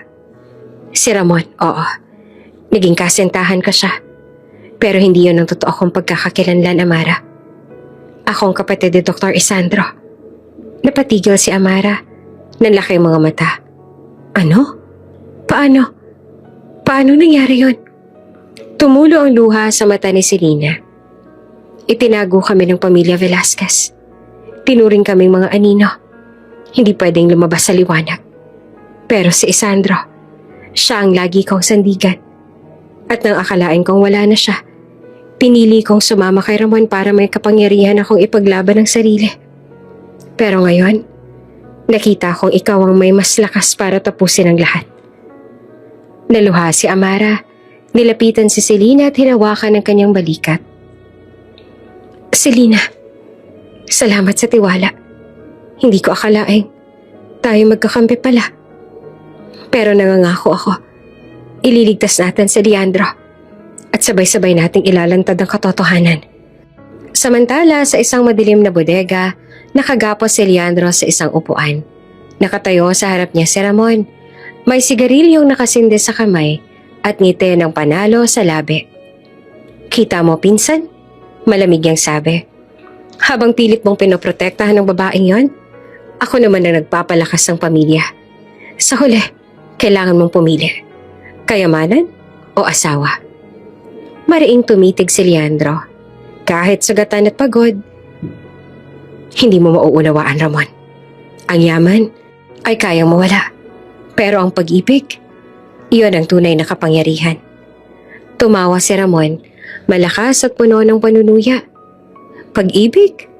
Tingnan natin kung makakapagligtas yan sa oras na simulan ko ang susunod na operasyon ng 40 kotse. Habang bumabalik ang alaala ng pagsabog sa isip ni Amara, lalo siyang nagiging determinado. Hawak niya ang sugatang kamay ni Selena at magkasama silang nagpasya. Hindi tayo titigil hanggang hindi natin natutumbok ang bawat lihim. Kahit pasunugin nila ang mundo, lalaban tayo. At sa dilim ng gabi, dalawang babae ang sabay na lumakad sa daan ng panganib. Dala ang iisang layunin, iligtas si Leandro. At durugin ang imperyo ng kasamaan ng pamilya Velasquez. Sa bawat araw na lumilipas, lalo pang umiigting ang impluwensya ni Don Marcelo. Sa tulong ng media na hawak niya, ang pangalan ni Amara ay tuluyang nilubog sa putik. Kriminal na asawa ni Leandro Velasquez. Ipinakulong dahil sa kasong pandarambong. Isang hamak na babae, sumisira ng angkang makapangyarihan. Ito ang mga headlines sa pahayagan at telebisyon. Ang mga litrato ni Amara, kahit inosente ang tingin, ay pinalabas na parabang isa siyang traidor. Sa loob ng mansyon, nakaupo si Leandro sa harap ni Don Marcelo. Nasa mesa ang makakapal na dokumento, mga kontrata ng negosyo at mga larawan ng kanilang proyekto sa ibang bansa. "Leandro," mariin ang tinig ng matanda. "Oras na para bumalik ka sa pamilya. Kalimutan mo na ang babaeng yan. Isa siyang sagabal sa lahat ng pinaghirapan natin." Mariing tumayo si Leandro, pinagdikit ang kamao. "Kung mawawala si Amara, mawawala rin ako. Hindi ako babalik sa negosyo. Kahit paalisin niyo lahat ng kayamanan ko. Mas pipiliin kong makasama siya kesa sa lahat ng ito." Nagdidilim ang mukha ni Don Marcelo, ngunit hindi na siya kumibo. Sa halip, tumalikod siya. Tiningnan ng malaking larawan ang kanilang angkan. "Kung ganon, anak, tandaan mo, ang laban mo ay laban mo na lang mag-isa." Samantala, sa isang tagong lokasyon, tahimik na naglalakad sina Amara at Selena sa loob ng isang malawak na gusali. Ang ikalawang warehouse ng armas ay kanilang nalantad na. Ngunit ngayon, dala ng bagong lead, tumuho sila sa susunod, ang ika-4 na kotse. Pagpasok nila, bumungad ang isang pasilidad na mas moderno kaysa sa nauna. May mga ilaw na kumikislap, computer na nakaset up at mga blueprint na nakalagay sa mesa. "Diyos ko," bulong ni Amara habang dahan-dahan binubuksan ng mga papel. Nakasulat doon ang detalyadong plano ng isang kudeta at higit sa nakakagulat, nakalagay ang pangalan ng mga senador at maging ng Pangulo ng bansa. Napaupo si Selena, natulala. Hindi lang ito simpleng negosyo. Balak nilang kontrolin ang buong gobyerno. Hinigpitan ni Amara ang hawak sa blueprint. "Kaya nila gustong siraan ako. Akong hadlang. Kapag nalaman ni Leandro ang lahat ng to, alam kong lalaban siya." Ngunit kasabay nito, nakaramdam siya ng pangamba. Paano kung hindi na siya makakabalik kay Leandro bago mahuli ang lahat? Habang binabalikan nila ang bawat papel, biglang may narinig silang mga yabag. Mabilis na hinila ni Selena si Amara sa likod ng mga kahon. Pumasok ang 3 armadong gwardya. Nag-i-inspeksyon. "Siguraduhin ninyo na walang ibang makakapasok dito. Ayaw ni Sir Ramon na may makakaalam ng pasilidad," sabi ng isa. Hinintay ni na Amara at Selena na makalayo ang gwardya bago silang muling gumalaw. Hindi na tayo ligtas dito. Bulong ni Selena. Pero kung madadala natin ang blueprint na to, sapat na para patunayan ang lahat. Sa kabilang banda, si Leandro ay nakakulong pa rin sa lumang bodega. Bantay sarado ng mga tauhan ni Ramon. Sa bawat gabi, naririnig niya ang mga balita mula sa radyo ng mga gwardya. Lahat laban kay Amara. Ngunit sa kabila ng lahat, buo ang kanyang paniniwala. Amara, alam kong lalaban ka. Hindi mo ako bibiguin. Isang gabi, lihim siyang nilapitan ng isang gwardya. Senyor Leandro, may dapat kayong malaman. Hindi lahat ng tao rito ay kampi kay Ramon. May ilan sa amin handang tumulong. Napatitig si Leandro. May bahid ng pag-asa sa mata. Kung ganon, tulungan ninyo ako makaalis. Hindi ko hahayaang manaig ang kasamaan ng pamilya ko. Balik sa pasilidad, nakalabas na si Amara at si Lina, dala ang blueprint. Habang naglalakad sila sa madilim na kalsada, ramdam nila ang bigat ng kanilang misyon. Kapag nalaman ng publiko ang planong ito, guguho ang lahat ng pinaghirapan ng pamilya Velasquez. Wika ni Selena. Tumango naman si Amara, mahigpit ang tinig. At magsisimula na tayong gumante. Hindi na ako magtatago. Kung kailangang lumaban sa harap ng lahat, gagawin ko. Sa parehong oras, sa loob ng mansyon, muling tinawagan ni Don Marcelo ang mga koneksyon niya sa gobyerno. Huwag kayong mag-alala. Aniya sa telepono, malamig ang boses. Hawak ko ang media. Hawak ko ang pulisya. Ang babaeng yon, hindi tatagal. Ngunit hindi niya alam, habang pinipigilan niya si Leandro at sinisira si Amara, unti-unti nang nalalantad ang tunay na laro ng kapangyarihan. At sa bawat galaw nila, mas lumalapit ang sandaling tuluyang mabubunyag ang lahat ng kasalanan ng pamilya Velasquez. Tahimik ang gabi sa lumang safe house kung saan nagkukuble sina Amara at si Lina. Nakalatag sa mesa ang mga ebidensya, blueprint ng coup d'etat, listahan ng mga pangalan ng senador, pati mga dokumento ng money laundering at armas. Hawak ni Amara ang isang larawan ng isa sa 40 sports cars. Dahan-dahan niyang inikot ang lahat ng papel. Iniisa-isa. Si Lina, bulong niya habang pinagdudugtong ang mga peraso. Ngayon malinaw na. Ang 40 kotse, hindi lang simbolo ng yaman. Ito ang plano ng pamilya Velasquez para sakupin ang buong bansa. Pera mula sa money laundering, armas para sa digmaan, at mga politikong kontrolado nila. Isa itong imperyo ng kasamaan. Umupo si Selena sa tapat niya, nakakunot ang noo. At alam mo ba kung bakit ikaw ang piniling sirain? Hindi dahil mahina ka, Amara, kundi dahil ikaw ang pinakamalaking banta. Napatigil si Amara, nagulat. Ako? Banta? Tumango si Selena, malamig ang tinig. Dahil matalino ka. Dahil nakita nila kung paano mo unti-unting natutuklasan ang mga sikreto. Kung hindi ka nila sisirain, ikaw mismo ang tatapos sa kanila. Kaya ginamit nila ang lahat. Pulis, media, pati ang pangalan ng pamilya. Para itapon ka sa putik. Napatulong luha ni Amara, hindi sa kahinaan, kundi sa bigat ng katotohanan. Ibig sabihin, lahat ng hirap na pinagdaanan ko, lahat ng paninira nila, dahil natatakot sila sa akin. Hinawakan ni Selena ang kamay niya. At iyon ang dahilan kung bakit hindi ka dapat sumuko. Ngayon nahawak na natin ang mga ebidensya. Nasa sayo ang desisyon kung paano mo ito gagamitin. Samantala, sa kabilang dako ng syudad, nakakulong si Leandro sa loob ng isang madilim na bodega. Nakaupo siya sa isang bakal na silya. Nakatali ang mga kamay at sa harap niya ay si Ramon, may hawak na baso ng alak. Pinsan, panimala ni Ramon, may ngiting puno ng panunuya. Hindi ka na makakatakas. Pero dahil ka mag-anak kita, bibigyan kita ng pagkakataon. Umikot siya, tsaka inilapag ang 2 bagay sa mesa. Isang makapal na folder ng mga kontrata sa negosyo at isang litrato ni Amara na dinampot mula sa mga balita. Kayamanan o asawa, isa lang pwede mong makuha. Mariing tumitig si Leandro, Nanginginig ang panga. Hindi mo ba naiintindihan, Ramon? Hindi pera ang hanap ko.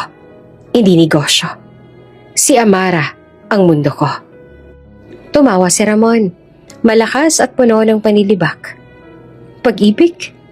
Sa mundo ng mga Velasquez, walang halaga ang pag-ibig. Kapangyarihan lang ang pinapahalagahan. Kaya nga ako ang mas karapat-dapat magmana kaysa sa'yo. Dahil alam kong kaya kong isuko ang lahat para sa yaman. Mariing umiling si Leandro. Kung ganon, ang batayan ng pagiging Velasquez, mas pipiliin kong hindi maging isa sa inyo. Nagdilim ang mukha ni Ramon at tinapon ang baso ng alak sa sahig. Tingnan natin kung gaano katagal ang tapang mo kapag pinapili ka ulit. Pero ngayong buhay ng asawa mo nakataya. Sa safe house, pinagmamasa ni Amara ang mga ebidensya. Ramdam niya ang bigat ng responsibilidad. Kung ibubunyag ko to ngayon, wika niya, magkakagulo ang buong bansa. Pero kung mananahimik ako, mas lalo lang lalaking kapangyarihan ng Velasquez. Tumango si Selena, mariin ang tinig. Kaya kailangan mong pumili, Amara. Huwag mong kalimutan. Marami ang umaasa na merong tatapos sa kanila. At ikaw yon. Humarap si Amara kay Selena. Matatag ang mga mata. Hindi ako aatras. Ilalantad ka sila. Kahit kapalit ang buhay ko, hindi ko hahayaang manaig ang kasamaan. Habang nag-uusap sila sa kabilang banda ng lungsod, ay nagtatagumpay si Don Marcelo. Nakatayo siya sa isang pribadong kwarto ng mansyon. Kausap ang ilang senador at opisyal ng gobyerno. Wala kayong dapat ikabahala, wika niya. Kontrolado natin ang lahat. Ang media, ang pulis, ang militar, ang babaeng iyon, si Amara. Hindi magtatagal at si Leandro babalik din siya sa atin. O mawawala siya sa larangan. Nagsimula silang magtawanan para bang tiyak ang kanilang tagumpay. Ngunit ang hindi nila alam, sa labas ng kanilang kontrol, unti-unting nabubuo ang peraso ng plano at si Amara ang may hawak ng susi. Sa kanyang pagkakaupo, muling tinitigan ni Amara ang larawan ni Leandro. Sa kanyang puso, bumulong siya. Leandro, kahit saan ka man ngayon, hindi ako bibitaw. At kapag oras na, sabay nating pababagsakin ang lahat ng kasinungalingan. Sa gabing iyon, habang magkaibang laban ang kinakaharap ni na Amara at Leandro, iisang nag-uugnay sa kanila. Ang pag-ibig at ang katotohanan kayang pabagsakin ang buong imperyo ng Velasquez. Nakaupo si Leandro sa malamig na bakal na mesa sa loob ng bodega. Sa kanyang harap nakangisi si Ramon, hawak ang isang makapal na envelope. Handa ka na ba sa katotohanan, pinsan? Malademonyo ang tinig niya. Dahan-dahan niyang inilabas mula sa envelope ang isang lumang birth certificate. Inilapag ito sa mesa. Itinulak palapit kay Leandro. Napakunot ang noon ni Leandro. Binasa niya ang nakasulat at halos mahulog ang kanyang kaluluwa sa sahig. Pangalan ng bata, Mateo Velasquez. Mga magulang, Amara Santiago, Isandro Cruz. Nayanig ang kanyang dibdib. Hindi to totoo. Tumawa si Ramon, malakas at puno ng panunuya. Kita mo, ang babaeng pinagtatanggol mo, niloko ka. Habang wala ka, may anak siya sa ibang lalaki. At hindi basta lalaki. Doktor pa na tinulungan niyo mismo. Mariing tinulak ni Leandro ang papel. Hindi ko tatanggapin to. Hindi ganyan si Amara. Gumisi si Ramon, yumuko. Magbulag-bulagan ka man, pinsan, pero hawak ko ang ebidensya. At kung mahal mo nga siyang talaga, bakit hindi mo siya tanungin sa harap ko? Samantala, sa isang tagong daan palabas sa syudad, kasama ni Selena si Amara. Pagod na pagod sila mula sa pagtakas. Ngunit buo pa rin ang determinasyon. Selena, hingal na sabi ni Amara.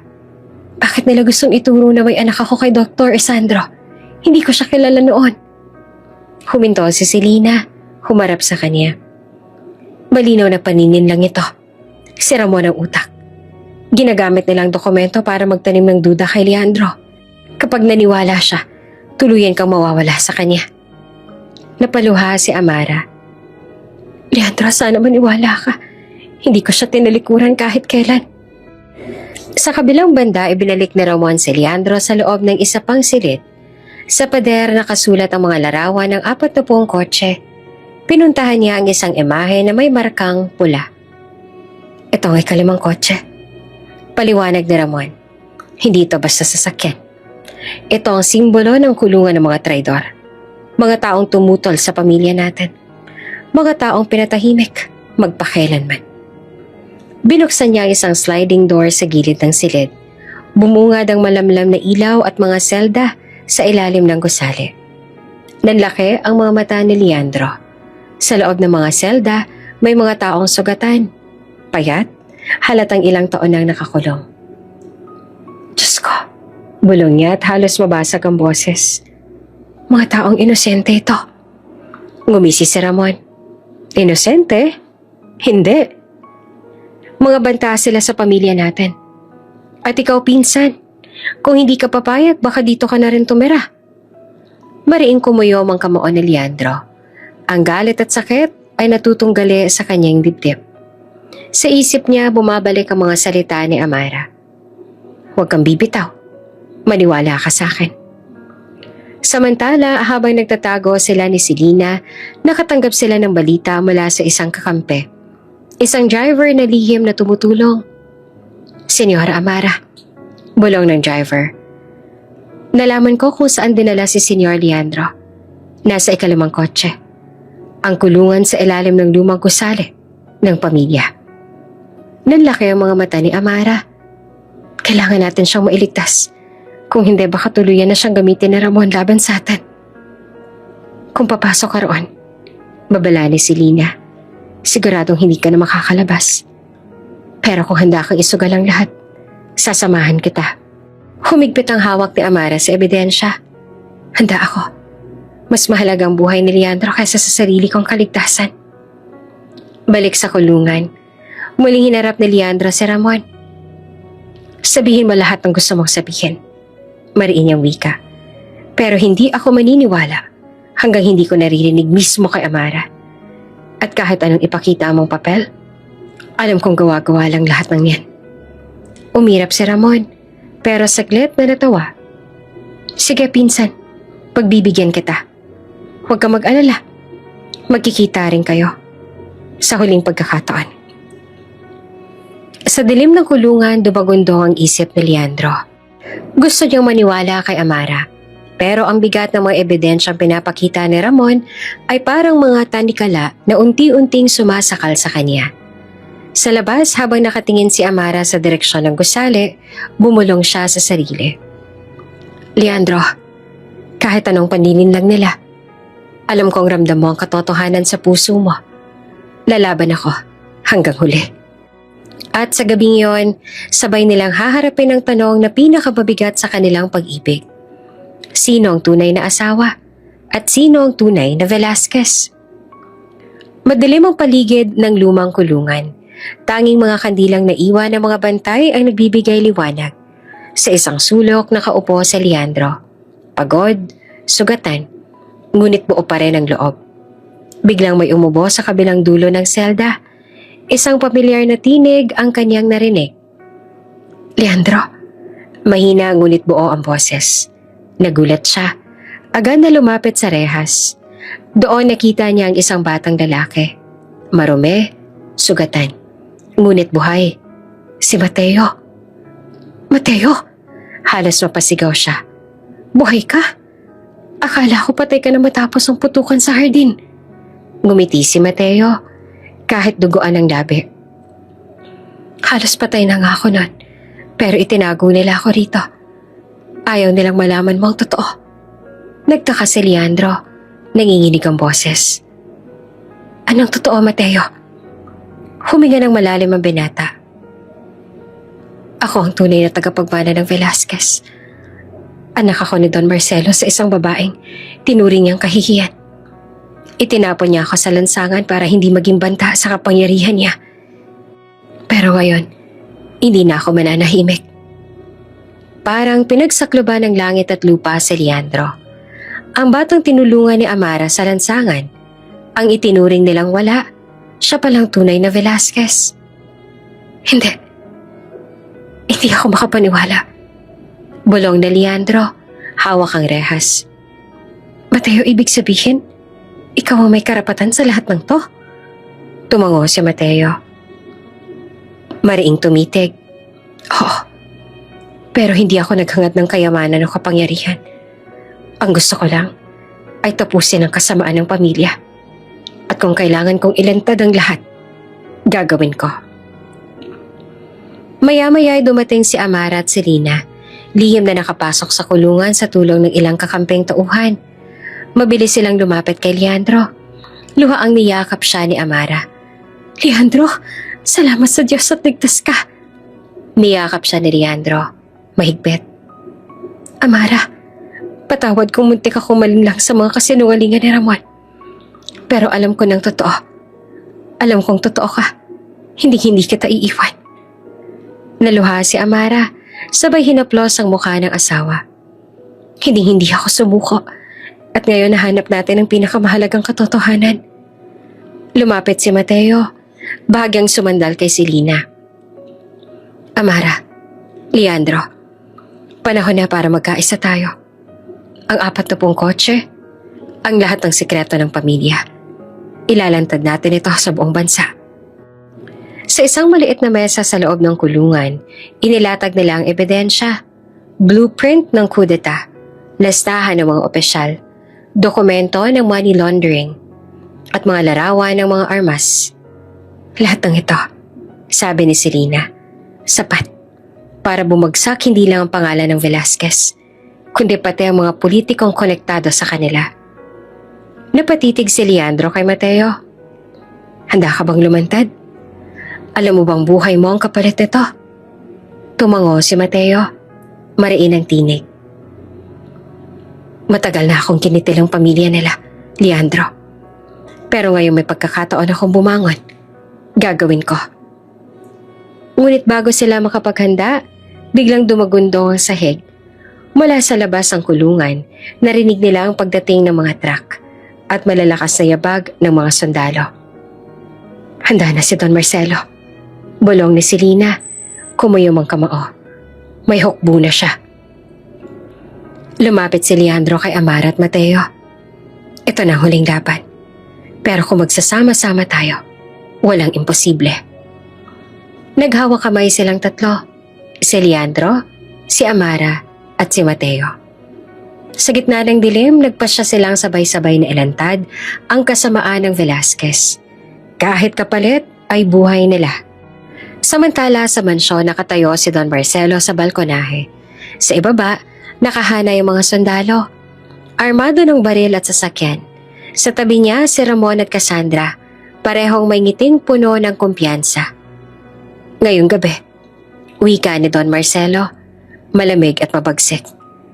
Tatapusin natin ang mga traidor. Wala nang makakahadlang sa ating kapangyarihan. Ngumisi si Ramon. Walang makakatakas, lalo na si Leandro. Ngunit sa hindi nila alam, sa kabilang dako ng lungsod, handa nang lumaban ang bagong puwersa. Pinamumunuan ng isang batang matagal nang itinapon, ngunit muling bumangon. Habang lumalalim ang gabi, kumalat ang apoy ng digmaan. At sa gitna ng lahat, malinaw na ang susunod na kabanata ang magiging sukdulan.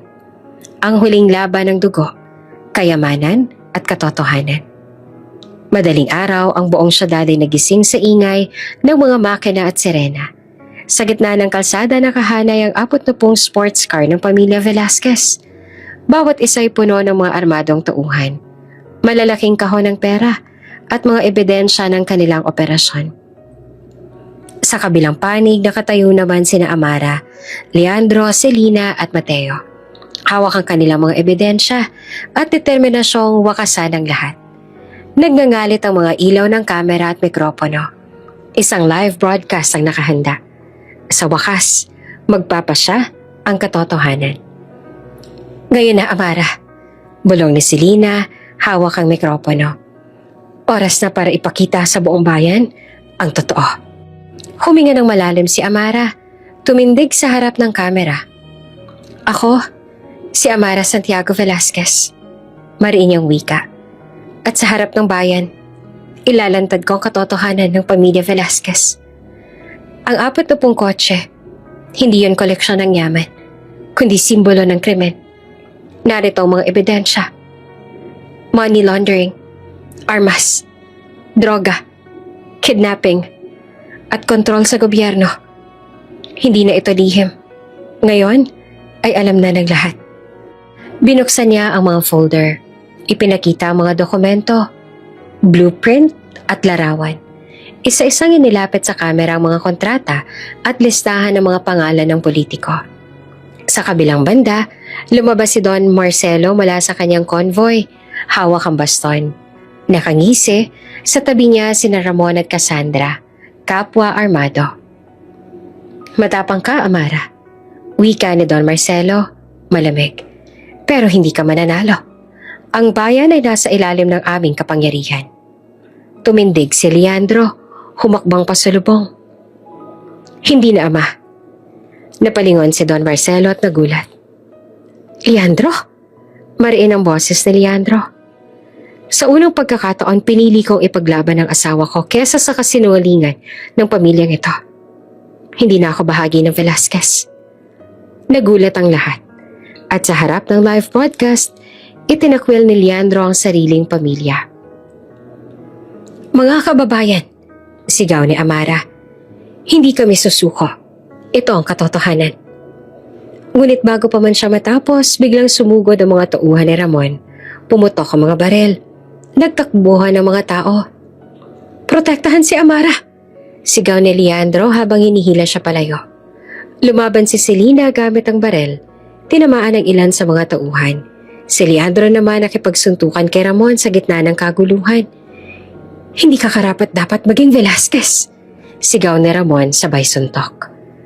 Kung ganyan ang ibig na sabihin ng pagiging Velasquez, sagot pa ni Leandro, mas pipiliin kong maging walang pangalan. Nagpatuloy ang kanilang labanan, ngunit sa gitna ng lahat, umangat ang tinig ni Mateo.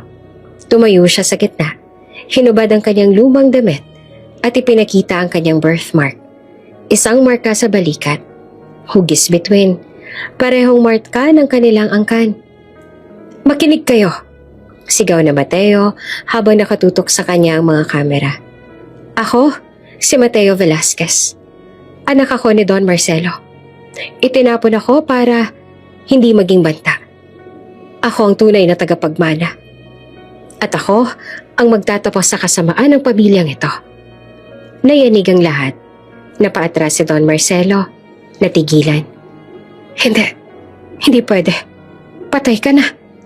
Mariing tumitig si Mateo. Iyon ang sabi mo. Ikaw mismo nagpalabas ng kasinungalingan para manatili sa kapangyarihan. Pero heto ako, buhay. At dalang dugo na hindi mo kayang burahin. Sa harap ng live broadcast, kumalat ang revelasyon. Ang mga politiko at opisyal na kasama sa listahan ay agad tinarget ng mga mamamayan at media. Gumuho ang takot na dati bumabalot sa bayan. Hindi na kayo makakapagtago, sigaw ni Amara. Lahat ng kasinungalingan ninyo ay nabunyag na. Naggitngit si Don Marcelo. Mga traidor! Wala akong anak na galing sa kahihiyan. Ngunit tumindig si Mateo. Mariing sagot. Mas kahihiyan ng ama na handang ipagbenta ang bansa kesa kilalanin ang sariling dugo. Sa huli, natalo ang mga tauhan ni Ramon at Cassandra. Sugatan sila at si Don Marcelo ay tuluyang bumagsak sa kanyang sariling kasalanan. Hindi sa bala, kundi sa bigat ng katotohanang inilabas ng buong bansa. Yumakap si Leandro kay Amara, luha ang bulong. Tapos na, mahal. Hawak na natin ang bukas. Lumapit si Mateo at nakatingin sa kanila. Salamat sa pagkakataong ipinaglaban ninyo ang katotohanan. Hindi ko na kayang ituloy mag-isa. Pero sabay-sabay natin binuwag ang imperyo ng kasamaan. Kinabukasan, umalingaw-ngaw sa lahat ng pahayagan at telebisyon. Imperyo ng Velasquez gumuho. Mateo Velasquez, itinapon na anak, lumantad. Amara Santiago Velasquez, inosente, lumaban para sa katotohanan. At sa wakas, nakahinga na ng maluwag ang bayan. Si Amara, Leandro at Mateo, 3 taong mula sa magkaibang mundo, nagkaisa para sa iisang layunin.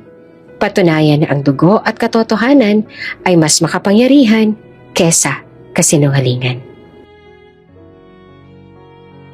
Bago ka pa lang sa channel neto, ibang kwento ni Ate Jane, istorya mo, ikwento ko. Huwag kalimutang pindutin ang notification bell at subscribe button.